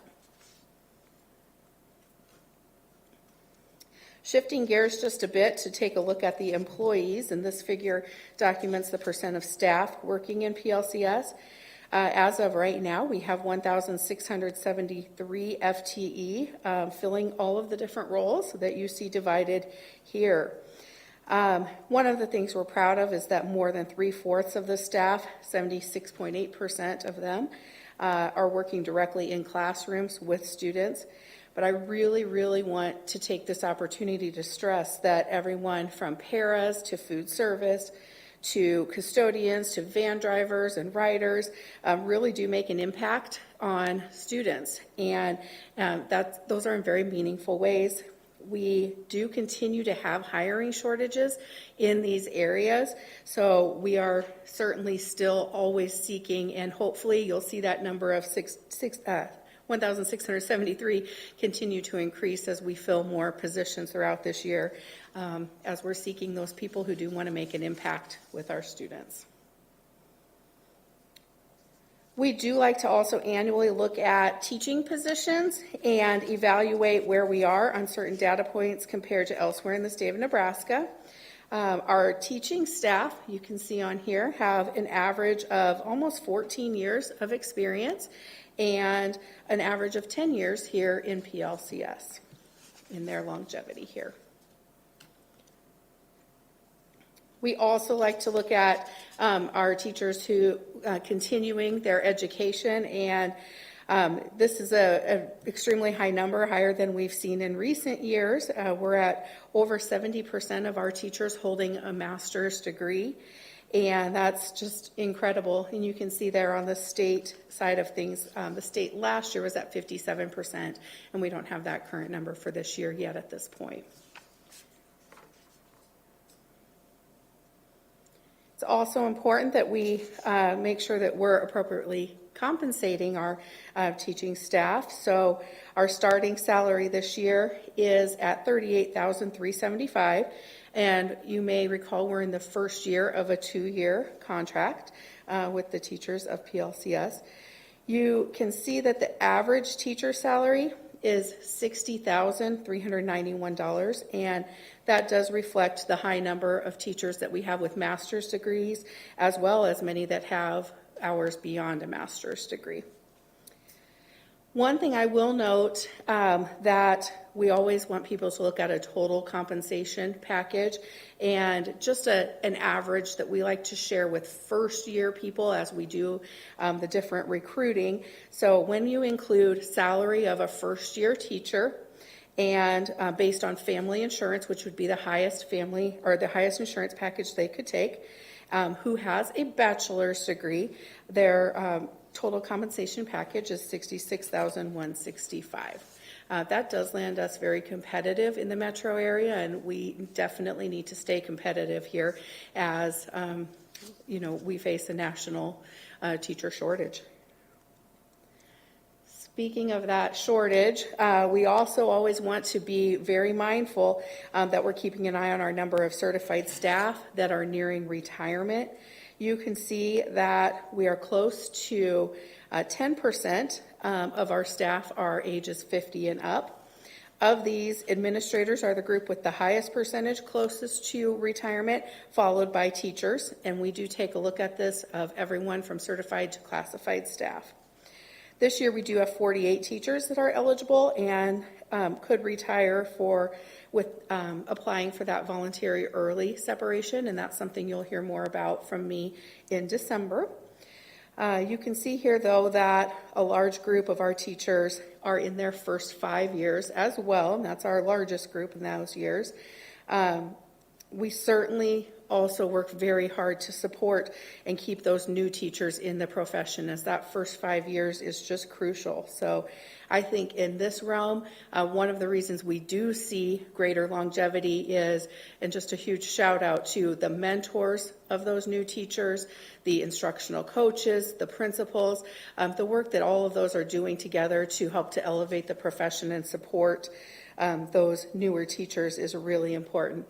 I believe our district is known to be a grower and a supporter of teachers, and we like to be able to see that.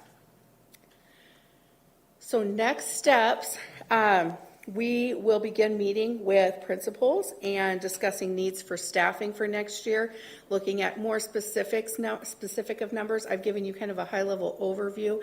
You will be receiving a report that has even more details, all the way down to a variety of areas.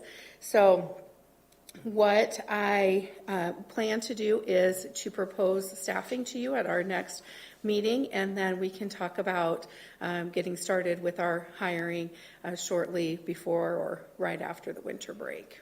I think it's important that we stay on top of it in a pretty early fashion this year. Are there any questions or clarifications or more information I can get for you? One quick question. Just looking at all the classroom averages and how many students and everything, does the district have a goal of what we try to stay at, or does that goal fluctuate depending on, obviously, hiring and student numbers and everything? Yeah, so we actually monitor that every single week of the whole school year. Yeah. Certain times of the year, every single day as we start to get into the fall. We do have set numbers at the elementary level that we try to stay not going above, and we know that when we get to a certain point, if we're not able to add a teacher, we're adding para support there. At the high school, we really more use those numbers, in middle school, to try to determine what is the needs, what are the areas of that students are taking classes in, what are the areas that we might be seeing a trend for 3 or 4 years in a row that it looks like we're going to need to add a staff member at that level. Okay, thank you. Dr. Settles, thanks for putting all that together. That was a lot. I'm going to go back to earlier on where you were talking about the opt-in versus opt-out numbers. Do you know off the top of your head how that compares to the last couple of years? I mean, so much has gone on with districts doing different things related to COVID, and if that has played into the numbers this year. I was just wondering, off the top of your head, do you know how that compares to like 2 years ago back? Yeah, I can get you more specifics on this. The one thing I can say is historically, we have always had more students opt in than opt out. That's the main thing that we want to make sure is happening as, we want to keep those students here in our school district as much as we can. Gotcha. Yeah, if you could. Yep, I can get you more on that. And then for any additional information, I mean, I thought it was interesting to see the different demographic information for the students, but I was wondering if you also were able to pull it for the staff and how that is changing. I know one of the big pushes has been just to make sure that the district is doing everything that they can in the recruiting, in the hiring process, to make sure we have a diverse candidate pool. Yeah. And if that is showing up in the hiring numbers, I'd be interested in seeing that. Yep, that is a great question. That's an area we did make some growth toward in some work that we've done. I will provide that next time so that you can all see that.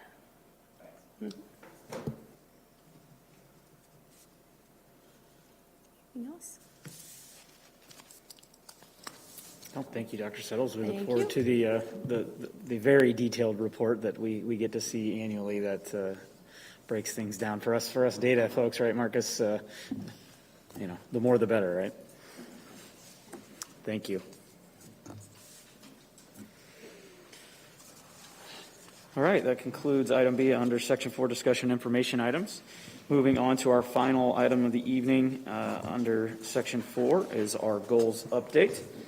Board, I asked Dr. Rickley, which we typically do a couple times a year after goals are set, which is actually to review them and get a status update on how we are doing, a few months into the year to this year's current goals. So, Dr. Rickley, I look forward to the update. Thank you very much, Mr. Lotus, members of the board. As Mr. Lotus has indicated, what this district has done for a variety of years has been talked about goals in the late summer, early August. We propose a set of goals at a board meeting, and then we ask the board to take action, typically first, second week in August, which we did this last August.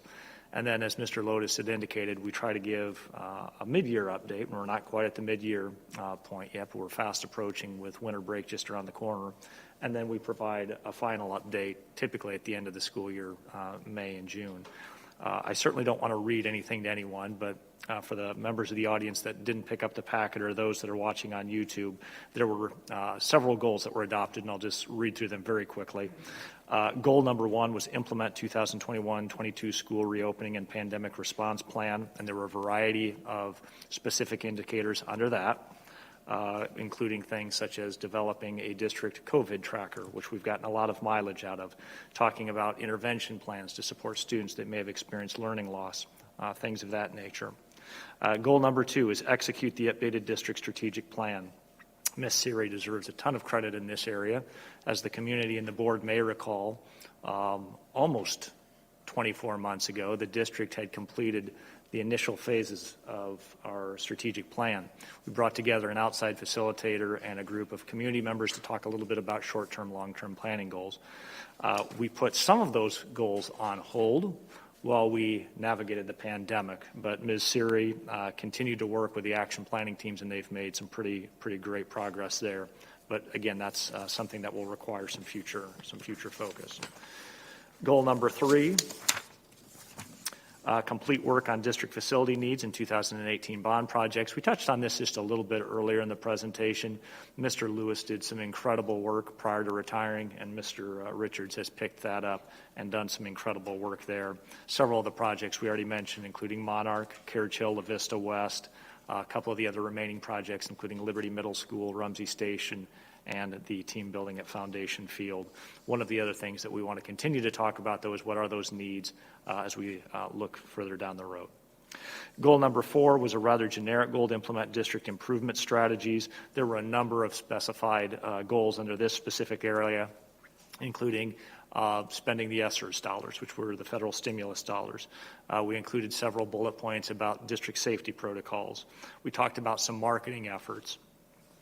And one of the projects that I'm particularly proud of is the community closet, which we've mentioned in here a couple of times. That is an initiative where we have space at Carriage Hill Elementary, and we are providing clothes and toiletry items to vulnerable families. In fact, we just partnered with the city of La Vista on a very successful coat drive where we handed out in excess of 300 coats. So really proud of our ability to support our community, and particularly those that are going through some tough times. Goal number 5, update district leadership succession and planning processes. This goal has been in place since I've been here, and this is my 9th year as your superintendent.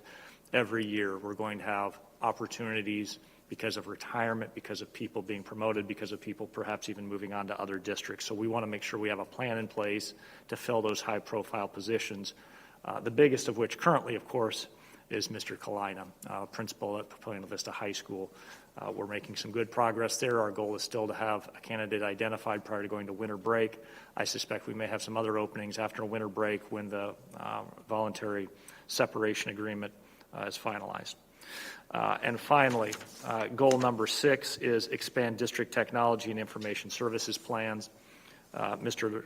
Bingham and his team deserve a ton of credit there. We have invested heavily in technology the last 24 months, including implementing the district's first one-to-one initiative at both the high school and the middle schools, all 5 buildings, and we have reduced the ratio at the elementary level. So very proud of that progress, but anytime you're putting new devices in student and staff hands, that requires staff, that requires infrastructure, that requires professional learning and professional development. So there's some specific items that deal with those items in particular. So it's very much a work in progress. When you look at those 6 goals, in some of those 6 areas, we've made tremendous progress over the last several months, and in some cases, we still have a lot of work to go. So just wanted to give a board an update on those 6 goals, and I would gladly take any questions that the board may have, Mr. Lotus. Any board comments or questions regarding the district goals? Usually these don't come as a surprise because we're talking about these things all the time. So this is really kind of just putting the comments to paper. They're all things that we're aware of, but it is nice to see that overview so others can see it as well. I like the fact that we're finally making, getting towards the end of our bond projects. That's a good feeling to see that happen. Some of them didn't happen quite as quickly as we would have liked them to, but we're getting where we need to go. Thank you for the work you're doing, Mr. Richards, on those, because it's a lot to follow all the projects going on at the same time. So I just appreciate the update. Thank you. Yeah, no, I just want to speak to Ms. Siri and Mr. Bingham's, again, back to the tour of Monarch, but to see the one-to-one device at the high school level in motion, and seeing those students working on them in the classroom live, and having that conversation with Mr. Kleiner regarding just the training of the staff, and again, to then train the students on it's a different platform, whether they're used to Google Docs and the Gmail and all the different aspects of, learning new programming and what's appropriate to use and how to use it. So I was very pleased to see it actually in motion. The devices finally arrived. We were able to get them set up and allocated out to our students, which is fantastic. Specific to that very issue, Mr. Lotus, when we met with the student advisory last month, this was our 2nd meeting of the year, and we were talking about a variety of things because that's what we do. We talk about what's working with our students as well as what's not working. And our students volunteered the information about how proud of their teachers they were with the new technology. And they said they're learning right along with us, and they're using Google Classroom, and they're utilizing online platforms, and they're using Google and our LMS system, which is called Canvas. And I thought that was really cool that our students are seeing the effort and seeing the fruits of the labor, not only in the devices themselves, but in our teachers' professional learning. And Ms. Siri and her team deserve a ton of credit for that. Yeah, and just the ease now of more, the ability to communicate more with the students via their email. Instead of, well, they're gone for the day. I'm not going to call home about this issue. It'll have to wait for tomorrow. Now it can say, hey, here's a reminder. It's in their email. And it really is training them, like most of us, to how we live every day, which is, you're kind of on the clock 24 hours a day, 7 days a week nowadays. But the students at least have access to a note from a teacher or a reminder on a constant basis. So great work to everyone with getting those devices and utilizing our dollars and our donations from Facebook and others to get those ordered early and get them in the hands of our students. All right, any other board comments or questions? All right, seeing none, that concludes item C under section 4, discussion information items. Moving on to item 5, our future board calendar. November 15th, 2021 is the Papillion-La Vista Community Schools Foundation Board meeting at 6:30 here at the central office. November 17th through the 19th, 2021, the Nebraska Association of School Boards State Conference at the CHI Health Center. Again, any board members, if you're interested or you haven't done so, email and get in contact with Ms. Barenko to make sure we get signed up. And the final item, November 22nd, 2021, the next Board of Education meeting at 6 p.m. here at the central office. I had one further comment. A majority of the public left.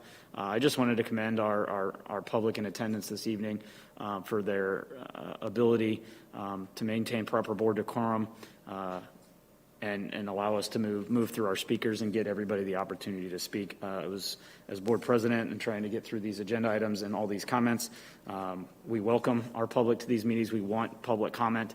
It just makes it so much easier if we can continue to just move through. I was really appreciative of the quick applause for things that people supported, but it wasn't in excess, and we were able to move quickly on to the next speaker. So again, those that left, if you rewatch the broadcast again, thank you.